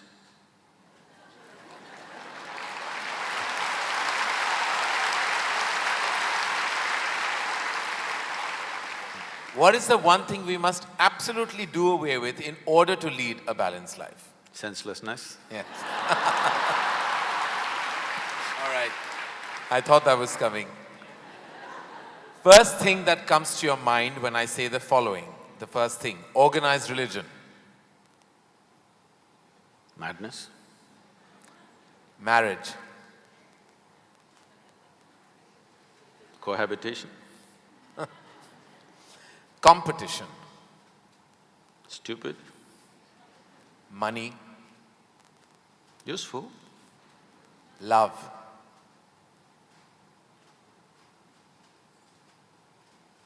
Can I say a sentence? Yes. I will allow that. Most beautiful, but unfortunately crippling for most people. If I can little elaborate that, see, if something unpleasant cripples you, something nasty cripples you, it's acceptable. When something beautiful cripples you, it's a true disaster.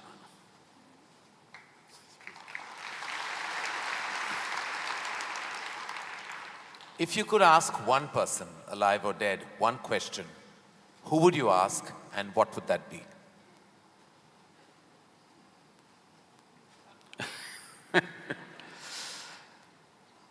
I really sorted out all my questions because I did not spend time educating myself or doing anything. I spent my entire life sorting out every damn question I had. I've kind of run out of questions. And you certainly have not run out of any answers, and you never will. Best advice you have ever received? Nothing. Never? No. I never sought, nor did I receive. I made myself in such a way I'm incapable either of seeking advice or giving advice.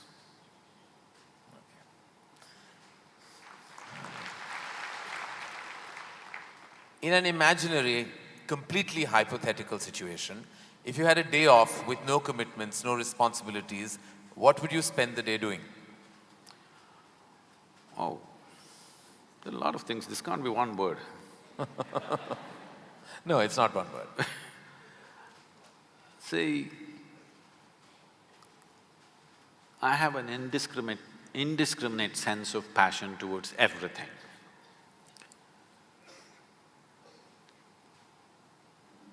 There were lots and lots of things I did at one time, but these days, time is not allowing me to do that, so Generally, if I have little time, all I do is play golf because that's safe and within the city and I can get back in time for something else to be done. But if an entire day is left to me, which they've not done for a long time, they've not left it to me. If that happens, I will close my eyes and sit because that is the best, I am at my best when I truly have nothing to do.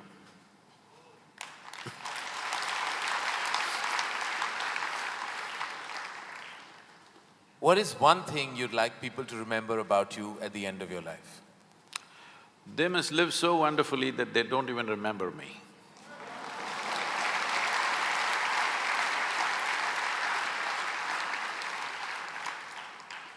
If you found a way to travel through time, where would you go? I'm kind of done with all those things. Your universe visited already. You have visas for every part of this ecosystem. If we can do some slow fire. Yeah. Because that's a question with many ramifications. This, for example, traveling in the world, we jetted around and now we want to travel to the Mars, we want to travel to another place. And now that's not enough, we want to travel into the past and future. All this longing is again exploratory in nature. Whether you go on vacation to Maldives or you want to go to Mars, it is fundamentally exploratory. Maybe you're also thinking of relaxation and pleasure and whatever, but essentially it's exploratory, otherwise why can't you do it here? It's something that you want to do, you want to touch another place. This longing is there in the human being only as long as the life that you are remains in a seed form. That is, it did not sprout and blossom. This happened when Adiyogi was expounding the science of yoga and talking about the nature of the cosmos, how it's related to your individual self and what you can do with it. Then the seven sages who were with him, they asked, what is the nature of this cosmos? How big is it? Where does it begin? Where does it end? So he laughed and said, your entire cosmos, I can pack it into your mustard seed. Because your ideas of time and space are essentially because you're living within the framework of your intellect. If you cross that dimension, then there is no such thing as time and space. Everything is here and now. So, traveling through time, space, no, it means nothing to me because it's difficult to express, difficult to articulate. If I sound little… I have a reputation of being very logical, but if I sound illogical or silly to you, you can blame it on my jet lag. I just come from United States after 6 weeks, so you can say maybe he was jet lagged, that's why Sadhguru is saying something silly. But I'm fine. I'm saying this because you can't fit the universe into your silly little logic. Today's human being is too overly enamored with their own logic that they're missing the entire life. The gamut of phenomena that's happening in the existence is missed because the only way you can accept anything is it has to fit in to the square hole of your logic. Anything that doesn't fit into your logic, you will reject. In this, you rejected the entire cosmos. In this, you have rejected the magic of life. You have become a slave of logic and completely missing the magic of life. So, this time, space, all this stuff is because intellectually you're trying to dissect the universe and try to understand this. Tell me if you sit here, suppose you're very joyful, do you see, you will not know how the day passed off. And if you're depressed, do you see the day won't pass? So time is a consequence of the miserable nature of human existence. If you are truly blissed out and ecstatic, you wouldn't know what is a day, what is a year, what is a lifetime. You wouldn't know. There have been times I sat down, I didn't realize, I thought it's 5 minutes, but people gathered around and started molesting my feet. Well, because in their understanding, I sat there for many days or whatever. This idea of time and space is a very convoluted idea simply because people are stuck in the framework of their logic. My work, my fundamental work is to take people beyond the framework of logic into the true magic of existence, our own existence. But it takes a lot of time. Still, my reputation is of being very logically correct because I'm still trying to woo them still wooing them, you know. For the real thing to happen, they will take a long time, unfortunately, because they have become such slaves of their logic. What is the first thing you notice when you meet a person? Just everything. Everything. Everything. Past, present and future.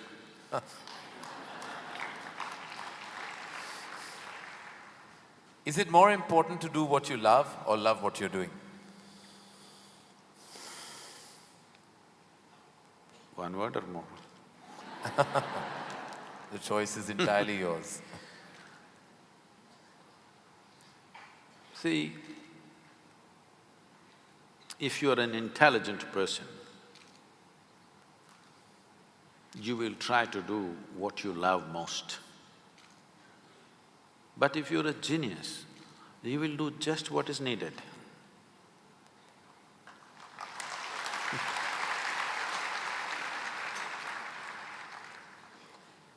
If you could be invisible for a day, what would you do?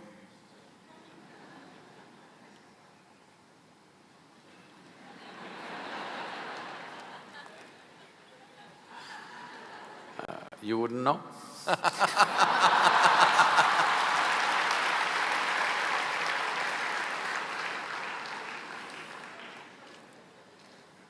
With due respect, what is your biggest weakness?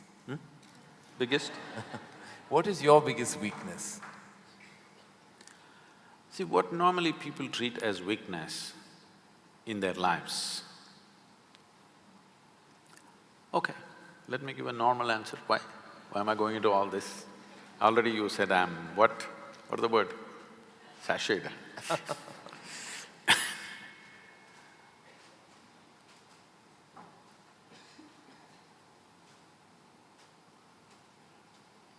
My biggest weakness is, I love danger. Without danger, I cannot live. I need to do something which keeps me on the edge of being mortal, being alive and dead. I want to walk that line all the time. Every day I'm stepping on it one way or the other. Is it a weakness? I don't think so, but people think, Sadhguru, you shouldn't risk your life like this. But if there's no risk, I feel I'm not being… because most of the time in my life, for whatever I'm doing, I don't feel tested. It's only in moments of danger that I feel little tested. So my weakness is, I like to be stretched, you know. For all the time when I was riding across India and later on I started driving, my only wish was that to find a machine which will test my skills. Always found the damn things broke down if I took it to my limits. These days recently, I'm beginning to get to do a few machines which are testing me, whether I can push it all the way or not. Maybe that's because of my age. If I had met them much younger, I think I would have… You would have managed to… Work around them. One thing the world doesn't know about you. They don't know a thing about me.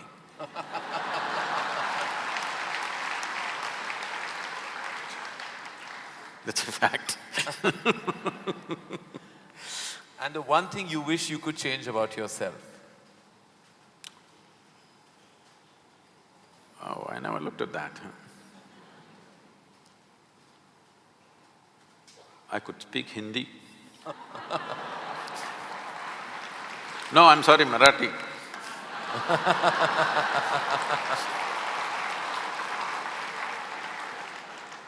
The one thing you wish you could change about the world. Oh, a lot of things. One. Human beings. Desperately in need of. Sir, what would you consider to be your greatest achievement? I don't think there's any. Because I always fall woefully short of my own expectation of what I could do. So I never feel anything is an achievement. Is there a song you love and can listen to all the time? Oh. I somehow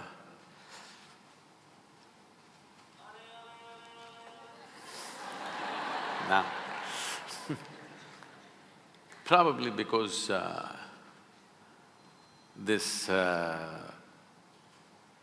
came to me at a certain time when I was in my early teens maybe. So this one song kind of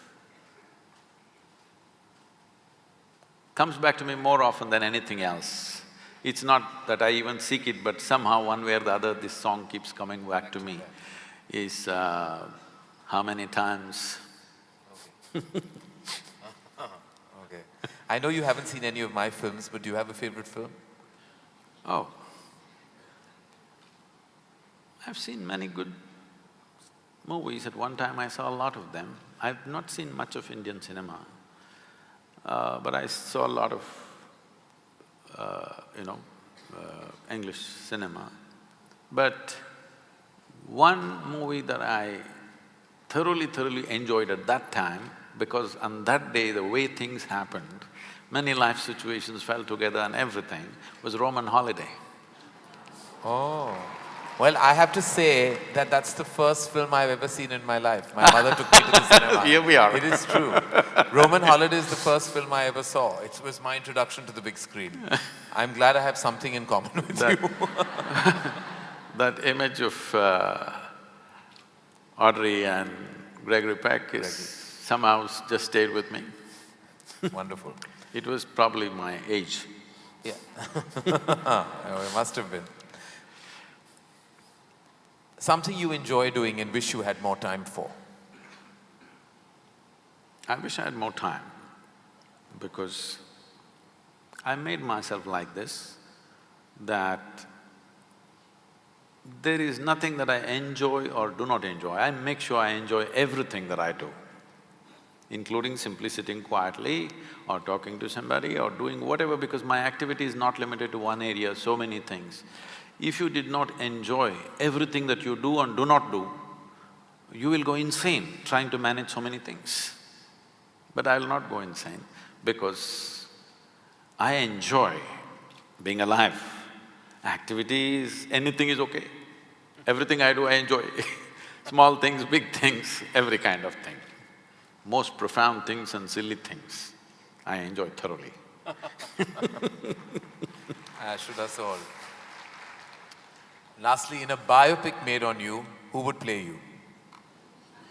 But who would make a biopic first of all? No, there would be lots of interested people.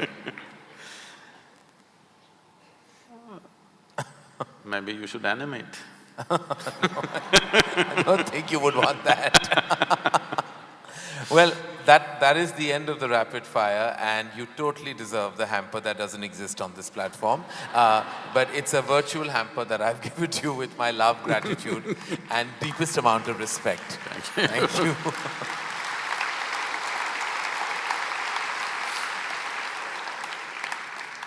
I think before we open questions to the house, it's integral for me to share that the last week that I spent reading about you and hearing everything that you had to say, so many people question you, including Juhi, who's in the house.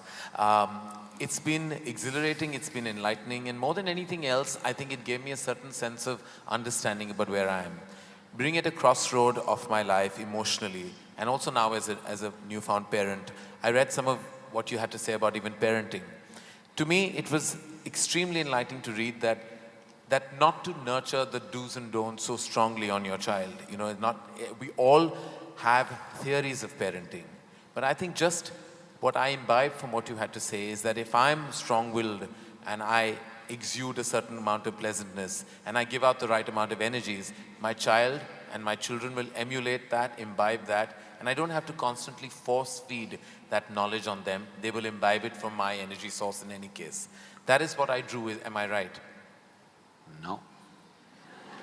Okay. See, one level right, but it's not a question of energy, and don't make simple aspects of life mystical, because my entire life is dedicated to make mystical very approachable. But generally in the society, people are trying to make simple aspects of life mystical. Rearing a child is not a mystical dimension of life. It's… millions of people have done it. For thousands of generations, people have done it. We are not reinventing anything here. It's just a simple biological process. Every creature does it.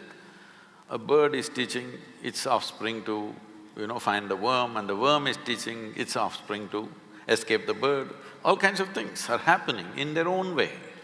Similarly, human beings are doing it, but as we get more educated, we become more fussy about it. There was a time that a whole lot of parents had 8, 10 children. They did not even know their names, number one, number two, they called them. But they grew up somehow.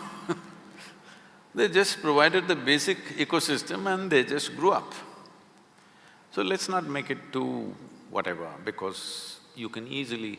because today is a time of just one child or 2 children, and we become totally, overly emotional about what is ours, and we lose perspective of what is the reality. A child will grow up anyway. If they're nourished, they will grow up. Now, what should they grow up as? Should they grow up confused? Should they grow up strong? Should they grow up stable? Should they become sage-like? Should they become something else? That's a question. What they should become in the world is a social issue. That will be decided by the times in which they grow up and the exposure that they have. Now you become a filmmaker, not because you're intrinsically a filmmaker, because you're in Mumbai, you come from that kind of family and the atmosphere around you is like that, naturally you choose that.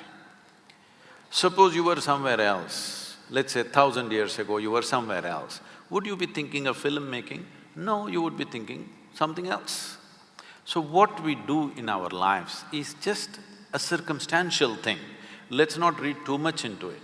The question is, when we have children, how complete and joyful and wonderful are they? Because every life is aspiring not to do this or that.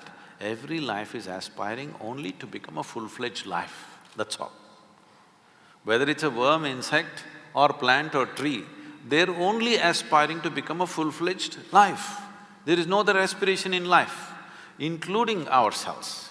Only problem with the human being is, we know what is a full-fledged worm, we know what is a full-fledged mango tree, but we don't know what is a full-fledged human being. This is the only problem. My work is just this, to make people perceive, not understand. You must understand the difference or the distinction between perceiving, experiencing and understanding. Not understand, but perceive and experience what it means to be a full-fledged human being. And that's all that must happen to your children and every other children, every other child on the planet. What should happen? They must become full-fledged life, that's all.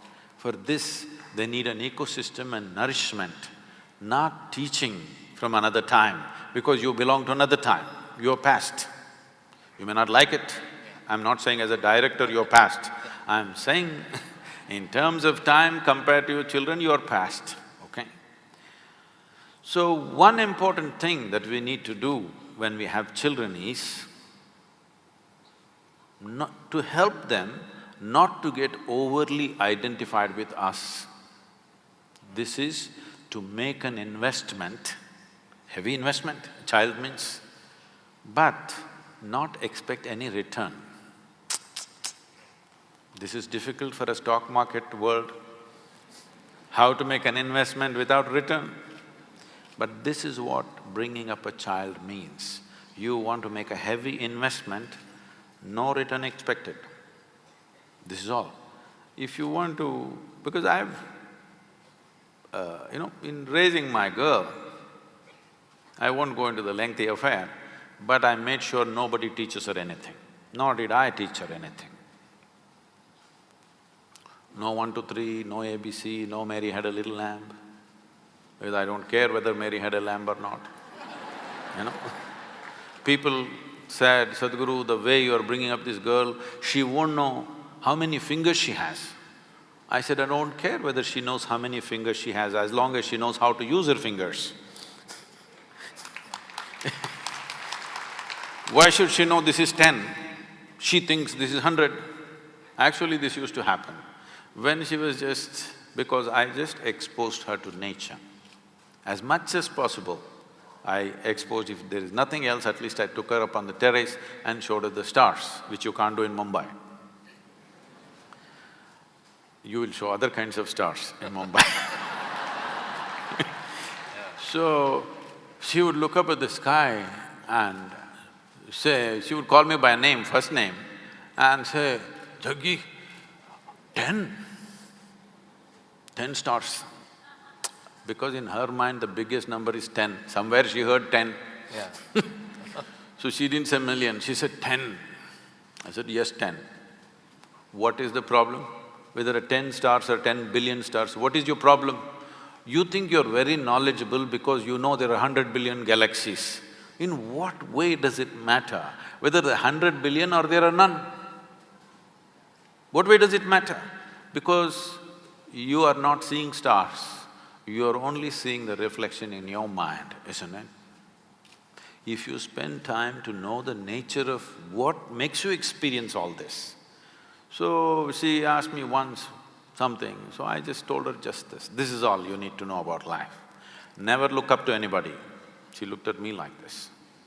I said, not even me, because the value of me will be completely lost the day you look up to me. You must look at me just as I am, then you will see immense value for who I am. If you look up to me, you will miss everything and one day you want to hang me on your wall. As you did to everybody else, to Rama, Krishna, Buddha, Shiva, everybody, you hang them on your wall, you will hang me also on your wall. You will miss the entire value, you missed all those guys. Now you will miss me also. You must look at me just the way I am. Never look up to anybody, never look down on anybody, this is all.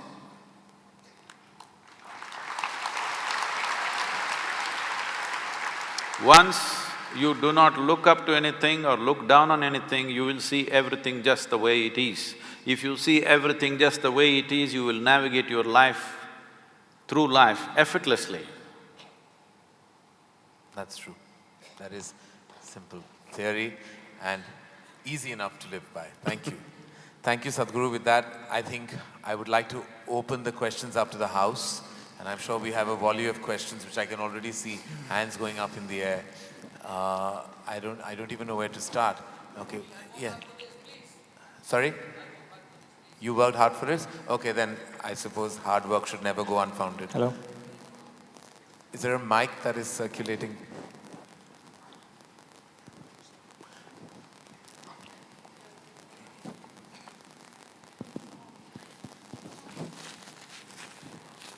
Okay, you can shout it. Yeah, you seem, if you have worked hard, you can scream loud. Yeah, there you go. Namaste Sadhguru and hi, Karan Johar.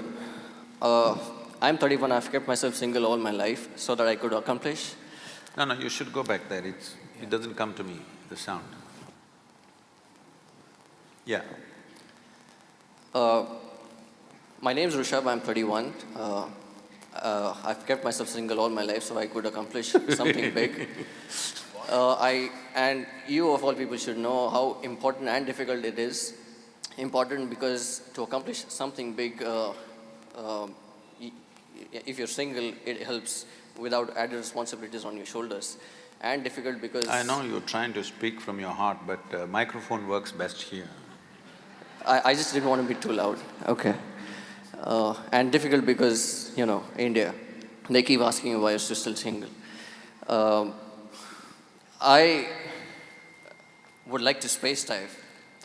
And I've talked to 1 million people about this, and I've knocked on 100 doors to turn down every single time, including the doors of ISRO. Can't get a thing. Including the doors of ISRO, and they said they don't have enough funds. It's a very long question and we have not heard most of it. What? I can't hear a thing actually, I'm feeling incapable. Yeah. What is your question, sir? Okay, so my question is, I would like to space dive. You would like to space? Space dive. So it's basically going all the way up to space. You want to go to space? Okay. And diving from there. Okay. And dive what in space? It's a space dive. Space dive? Yes. Oh, you want to space dive? Yes. Okay. So, and the thing is, I've knocked on 100 doors, only to be turned down every single time, because even ISRO turned me down saying they don't have enough funds. Space dive is important because India has gone leaps and bounds forward in space technology, but in the human space technology, it's way back. My question to you, Sadhguru, is, my biggest weakness is I like to live in danger. My question to you, Sadhguru, is where do I find an organization that will help me with the discipline, yoga and meditation, that will help me with this? And where do I find a person, most preferably a movie director, they'll fund this project, understand the importance of it, understand the importance of this project, that India needs a human space program, fund it, and make a movie out of it which has less drama, less songs, and more of how a person struggles to get the mission accomplished. Okay. And get rich. We got the question. You took a long time to get to the question, but… He wants to space dive, he wants me to make a movie, he wants to help. No, he wants money. He wants money. My dearest 31-year-old, that's all I heard, that you were 31. If I had money, the last thing I would do is give it to you to space dive. There's many things that I would do with that money, and yours is not on my bucket list. But would you like to answer his space diving? The day after tomorrow, that's on 5th. Day after tomorrow is… I'm sorry, tomorrow is 5th. Tomorrow evening. Tomorrow evening, I'm at the ISRO at Sriharikota for the launch. Let me see if I can attach you to the rocket. Yeah.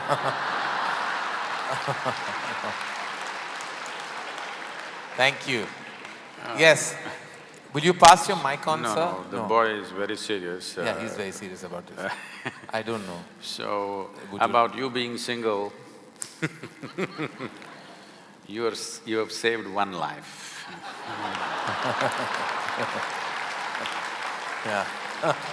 And I want to tell you, whether you space dive or you don't dive or you nose dive, all of us are born single and we die single. In between what drama you do is up to you.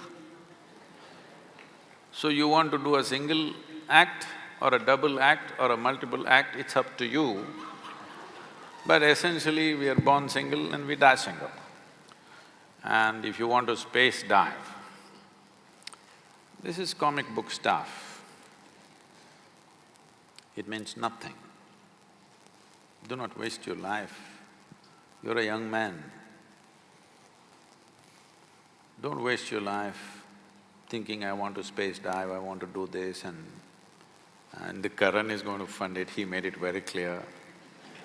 He has other ideas for his money, and I'm glad. Well, you get married, that's like space diving. It's the same thing. You don't know where you're going, you're just diving. Yes. That's true. Namaskaram. Namaskaram. When I told my teenage daughter about this program, her immediate reaction was an excited wow. She's here with me, and this program is everything we thought it would be. Question for you, Karan. What exactly inspired you to do this session with Sadhguru? Whoa. Thank you, ma'am. He did not say he's inspired. I was.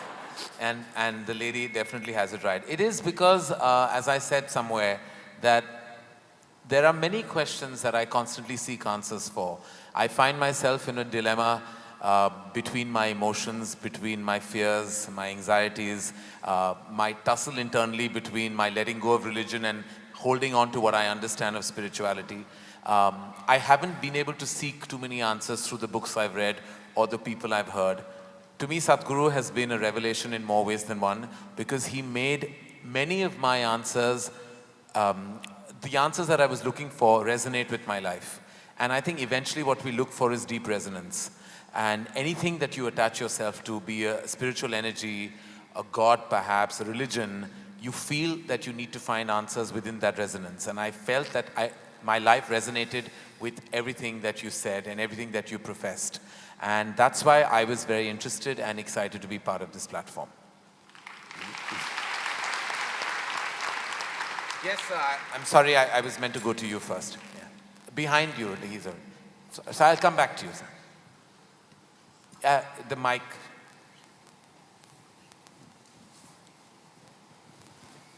Thank you. Namaskaram, Sadhguru.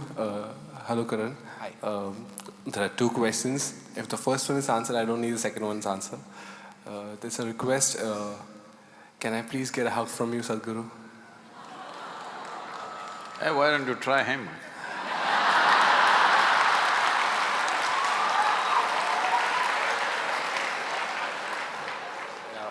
Why am I a second in that line? I didn't name the person. What is your second question? The first is you want a hug. The second is what you can't… You don't go into a kiss then, because that might be detrimental. No, just the presence of Sadhguru for the first time in my life. I just don't want to miss it. I don't know when will I get the chance next. So, if I could just… I know it's a difficult one. No, nothing difficult about it. It is just that I've been working with people to make them understand. People, especially outside the country, and now unfortunately it's caught up here. Where is my hug, Sadhguru? Can I get my hug? You are turning something beautiful into something very ugly. When you are in a certain state of inclusiveness, if it became necessary, you embrace somebody. It's a very beautiful act. Now it's a commodity, where is my hug? It's something that you give and take, it's not a transaction. This is what religion has done, everybody hugs 3 times or 4 times or whatever number of times. This is not what it is. All the tenderness that a human being feels within himself or herself, you destroying it and make it into some kind of act. Okay, I will hug you, I'll hug every one of you. What about it? Sweat exchange? So, this is something we need to do, and people also… in India this happens, they grab my hand and Sadhguru bless me, and they place it on their own head. Blessing will not come like this. Blessing will come when you become receptive, when you're in a certain way. If it's blessed, something wonderful can happen out of it, something tremendous can happen out of it. You grab my hand and what is that blessing? And if you grab my hand or foot or you hug me forcefully, this is called molestation. All right. You Can got I- your can I you ask got your this? jadoo ki chappi. So we had, yes sir. Yeah. Hello. Namaskar, Sadhguru. I know hug is not possible, but I know you cook very good dosa. Is that possible? Certainly not here. I know. No, my question is that when we cook, if we have to get joy of cooking, then that joy is something which is internal, and I cook for my joy. But when you're cooking for others, then you want to give them joy. And at times there's a conflict. Who should win? This is for him. No, no. No, it's for sir. you. I have different things on my menu.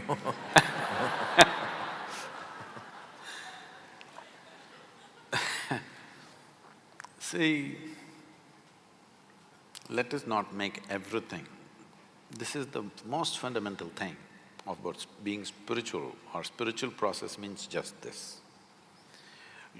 Essentially spiritual process means this, that you live here like only you exist, nobody else but you. Because you see everybody as yourself and there's no issue. People ask me, Sadhguru, wherever you go, whether it's 10,000 people or 100,000 people, how do you speak? Well, I'm talking to them like if I had the habit I don't have, if I had the habit of talking in front of my mirror, how I would speak to myself, that's how I'm speaking. There is no… what I'm doing is not some kind of oratory or discourse, I'm just talking like I would talk to myself because I don't see anybody but myself. So, spiritual process means just this, that in some way you became all-inclusive. In your experience, you became all-inclusive. So, one thing that has disappeared from your life is comparison and competition. Comparison starts and then it transforms itself into competition and then it goes into ugly things. So even for something as alive and beautiful as joy, joy is joy is the most important aspect of your life, you know. That is, joy means your experience of you being… your existence is fantastic. Your experience of your existence has become beautiful, that's why you're joyful. Now, I'm not joyful because I make the best dosas, not you, okay? Not because I make the best dosas, nor will I be super joyful because I eat whatever the best things that you cook. Before I come into your restaurant, I'll be very joyful. If you make something good, I will eat joyfully. If you make something good, very joyfully I will push it aside. But with your good cooking or bad cooking, you can't steal my joy, nor can you give my joy. I want you also and everybody in the world to become like this, that somebody else cannot determine what happens within you. Because… Yes, ma'am. You are calling fundamental sense of slavery that you get into with beautiful names, this is dangerous. So, anyway, people are saying wonderful things about your cooking. They've not said anything about you, but they've said wonderful things about your cooking. I would like to eat one day. I don't know if I can afford it, but Yes, ma'am. We get a mic for you, ma'am. Namaste, Sadhguruji. My name is Devika Patel and I'd like to ask you a question because you're a mystic and even otherwise, please don't say I don't care because many people out here I'm sure do. My question is, what do you think of reincarnation? Do you believe in it? And if so, can you elaborate on the subject and let us know what you were in your last birth? Thank you.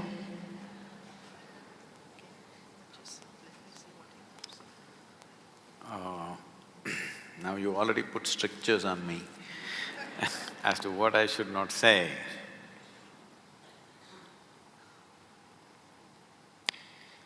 For me, last 3 lifetimes, I have been same work, around the same place, and a few people, handful of people, same people. To such an extent that sometimes by mistake I end up calling them by old names. But you should not believe all this nonsense. No, because the moment you believe it, you will look at this person and little, if they're friendly with you, oh, maybe in my last life, my past life. It is very good you don't remember a thing about anything, because in your present life, you are not able to handle the emotional tangles and psychological involvements with people. If you remember 10 lifetimes, you will break your mind. It takes an extraordinary sense of dispassion to download many lifetimes of memory and still not respond or react to those things and simply see it for what it is. In your present state, if such things happen, it'll be a disaster. But anyway, you should not believe these things, because you should not believe anything or anybody. You should not disbelieve them either. Now in such a large crowd, I have a huge reputation of being very logically correct, and now you're making me say such stupid things. I'm staking my reputation. You must understand that I wouldn't make that mistake, because I don't gain anything by talking about this, because you insisted that I should not dismiss it. But essentially what you're asking is, let me translate this question for you. Essentially what you're asking is, when you say, is there a past life or is there a future life, what you're asking is, beyond this body, is there something more? That's all you're asking. After my death or before my birth, was there something else? This is the question. Or you're asking, what is the nature of my existence? Well, that's my full-time business, to bring you to that experience as to what is the nature of your existence. You must come. You should not ask just a casual question here in Mumbai and disappear. Now you made me say illogical things in front of all these people. Now you must invest some time to know what is the nature of your existence. Otherwise, it's an entertainment question.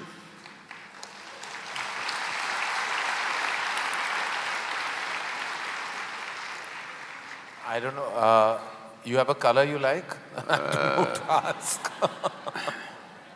He's working hard, but after him, I'm afraid of hard working. Yeah. Yes. Hard working in blue. No, we'll get you a mic. We have just 2 questions after this gentleman. Yeah, I'm going to get there, right there. Namaskaram, Sadhguru. Please somebody give a mic to that lady who's up there with her hand up after this boy is over. Yeah. Pranam, Sadhguru. Sadhguru, my name is Aishwarya Nigam, and I have been to the ashram many times and I have read many of your books. You must quickly come to the question. The question is, Sadhguru, I am stuck here and I want you to please guide me. Tell me in a child's language what is the answer and what is the solution. I don't want to give importance to my own thoughts and emotion. Tell me how. Please make me understand. I don't know when will I get this mic again.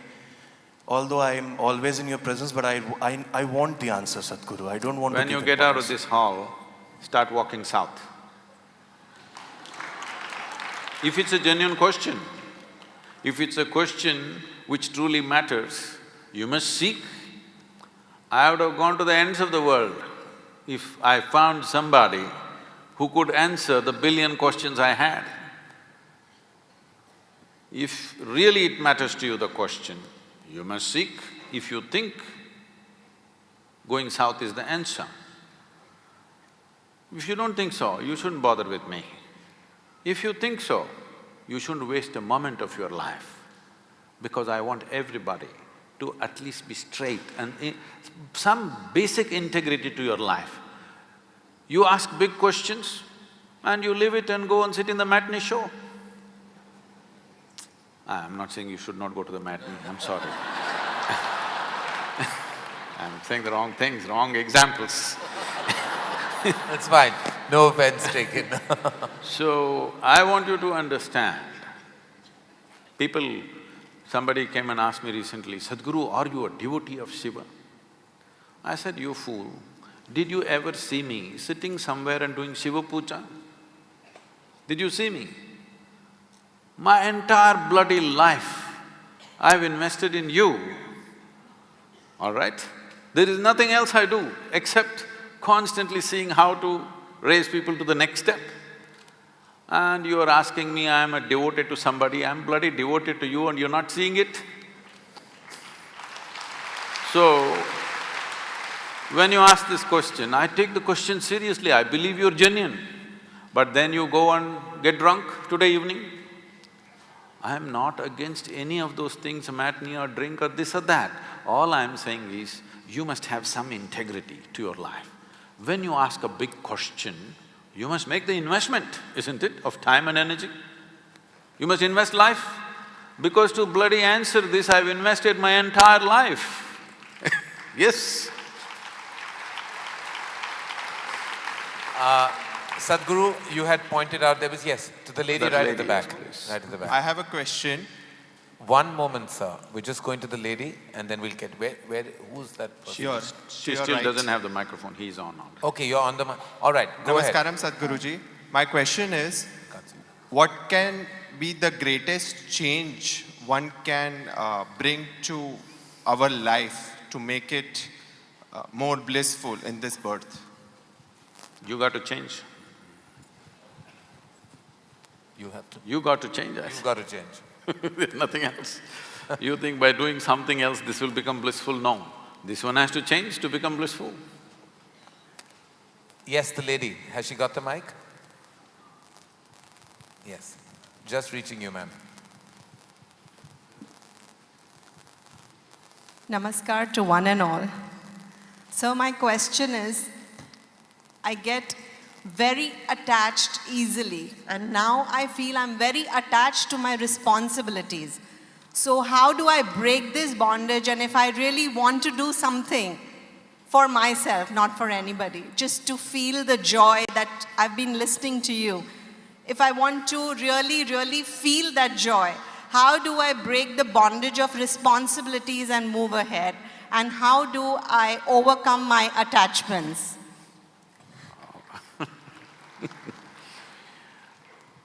I want you to understand that responsibility is never a bondage. Responsibility means you chose to respond to something wholeheartedly. So it is never a bondage. And how is it opposing your joy? I don't understand. Because to what extent you have the ability to respond, only to that extent you know life. If you lose your ability to respond, you become dead. In fact, somebody is dead means they've lost all ability to respond, that's all it is. So, don't ever think your responsibility is stopping you from being joyful. If you had no responsibilities, many of you would be freaked to madness. You are fortunate, you got something to dabble with. Nothing to do, I'll keep you in a room, nothing to do, I'll feed you well, you will go crazy. You must be glad there are distractions for your madness. So, you must understand this. If your experience of life is such that if you sit here, you start enjoying your existence, not your thought, not your emotion, not your action, your existence, if you start enjoying, you have a certain joy and blissfulness about your very existence, then all this jargon doesn't work. If that one thing has not happened to you, you are in a desperate condition, you have to do a million things to know a little bit of pleasantness. But tell me sincerely, genuinely, in a 24-hour segment, how many moments of actual joy do you know? Most people can count on their fingers, many people have nothing to count. They will say, oh, the day I got married, I was so happy. The day I got my job, I was so happy. It happened, it's history.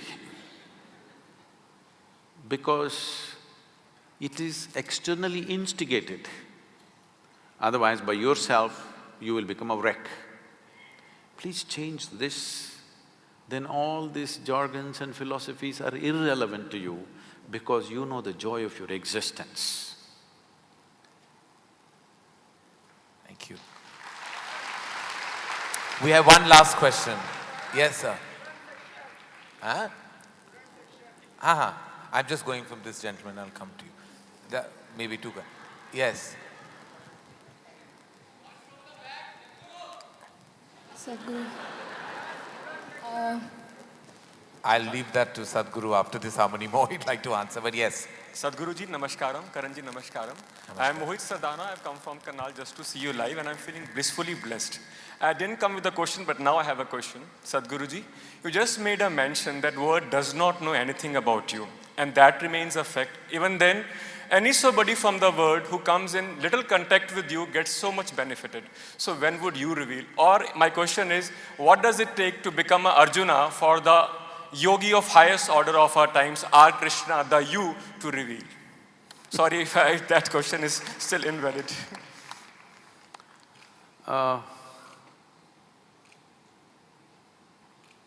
This is difficult to articulate without sounding all wrong. Because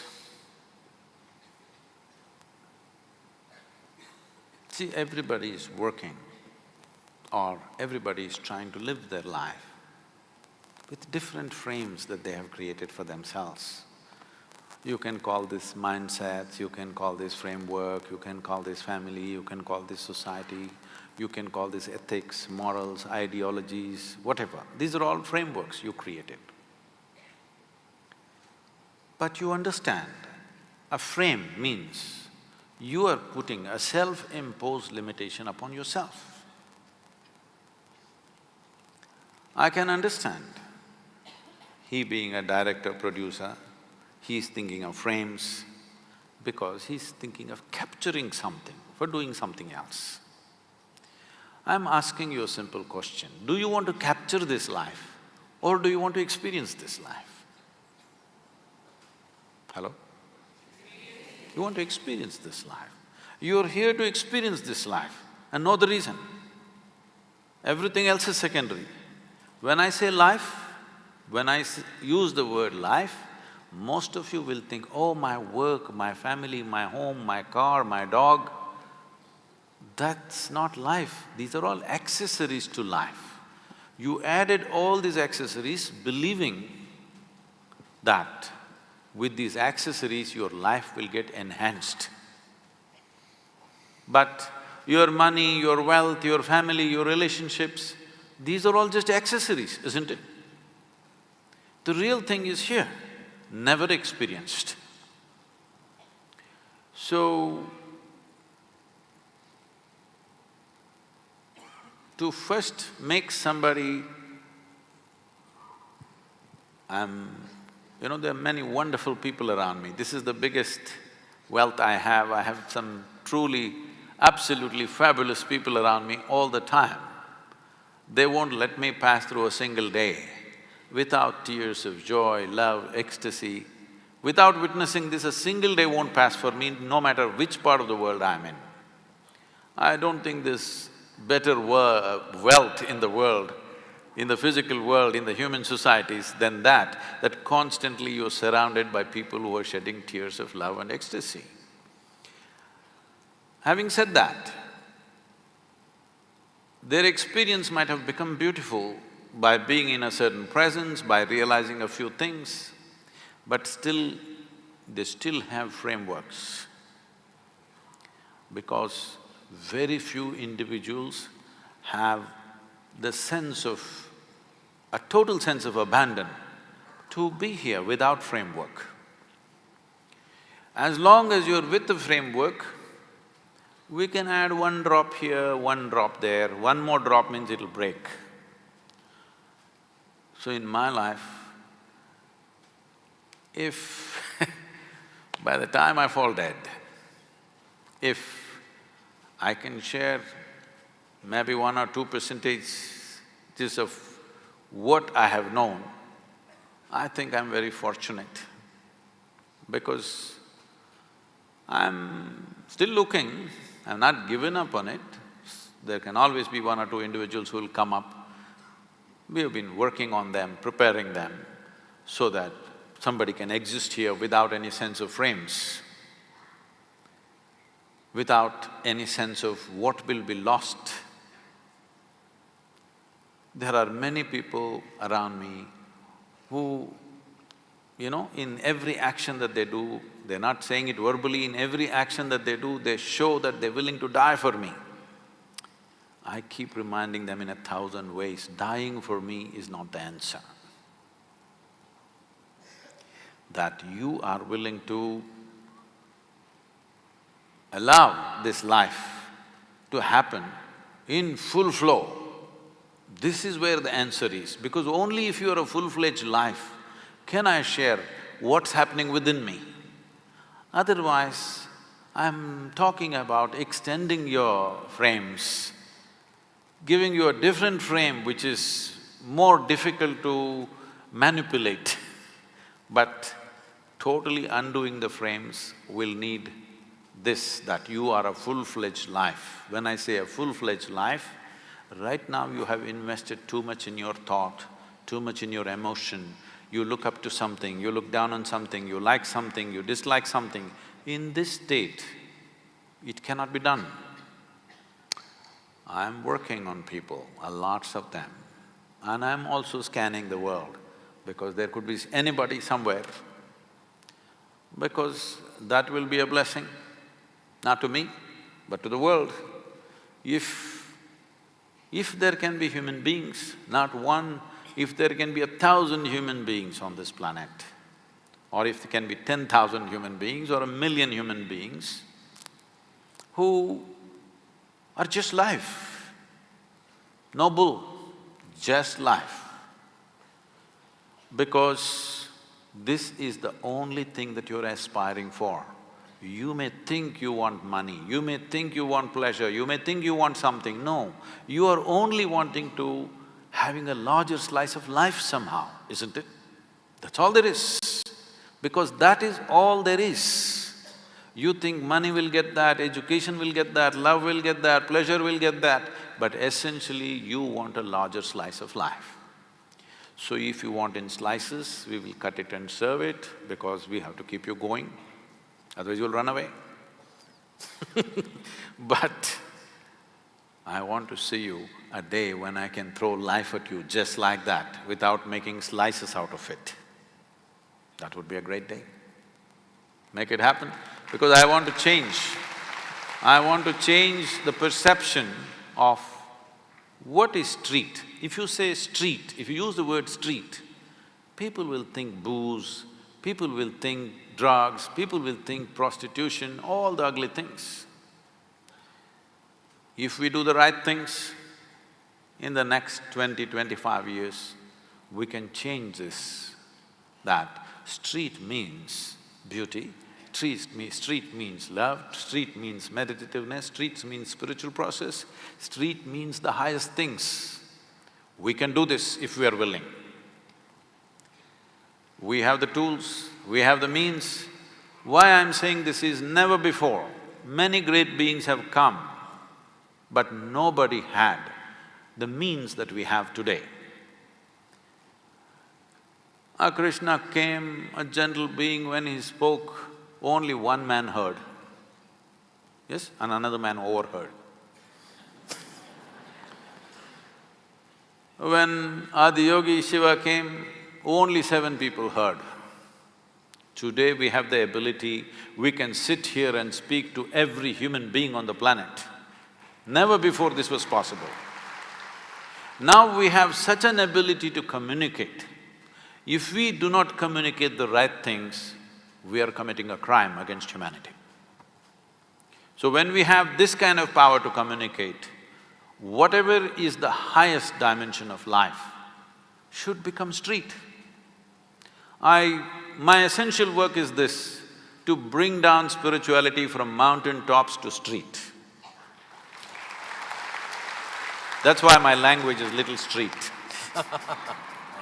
Not at all. With that, I'm sorry we won't be able to take any more questions. We've reached the end of this conversation with the mystic, and thank you, Sadhguru. Thank you for your words, your wisdom, and everything that you always bring to the energy table of our universe. Thank you so much. It's truly been an honor. Thank you. And thank you to all of you for being a wonderful audience. Thank you.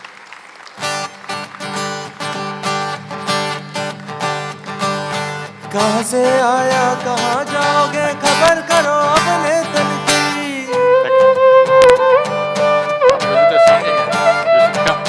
कहाँ से आया कहाँ जाओगे खबर करो अपने तन की कोई सतगुरु मिले तो भेद बतावे खुल जावे अंदर खिड़की खुल जावे अंदर खिड़की जावे अंदर खिड़की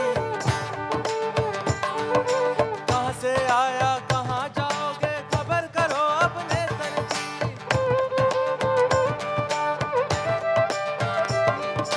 कहाँ से आया कहाँ जाओगे खबर करो अपने तन की कोई सतगुरु मिले तो भेद बतावे खुल जावे अंदर खिड़की खुल जावे अंदर खिड़की खुल जावे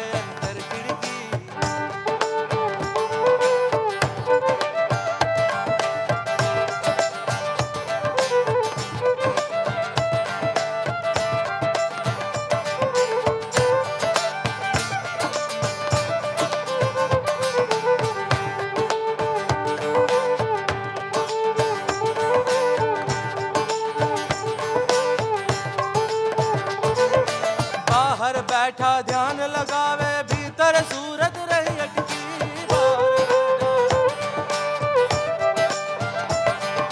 बाहर बैठा ध्यान लगावे भीतर सूरत रही अटकी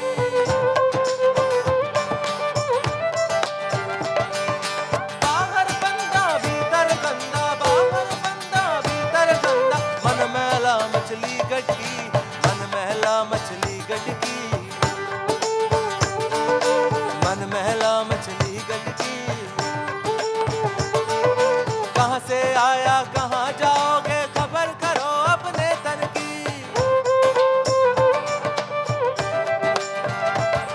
कोई सतगुरु मिले तो भेद बतावे खुल जावे अंदर खिड़की खुल जावे अंदर खिड़की खुल जावे अंदर खिड़की खुल जावे अंदर खिड़की खुल जावे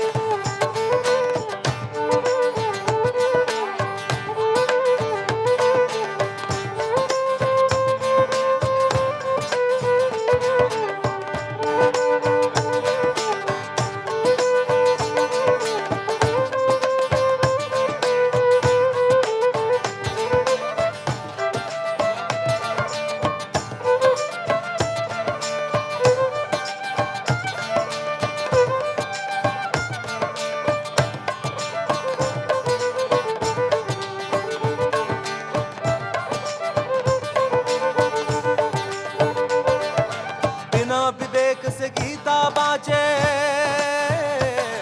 ओ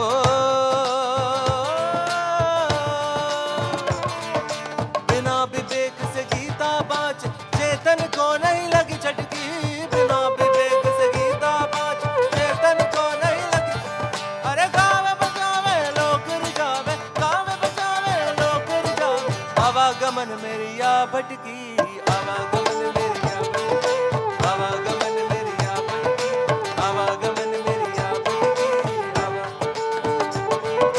कहाँ से आया कहाँ जाओगे खबर करो अपने तन की कहाँ से कोई सतगुरु मिले तो भेद बतावे खुल जावे अंदर खिड़की खुल जावे अंदर खिड़की खुल जावे अंदर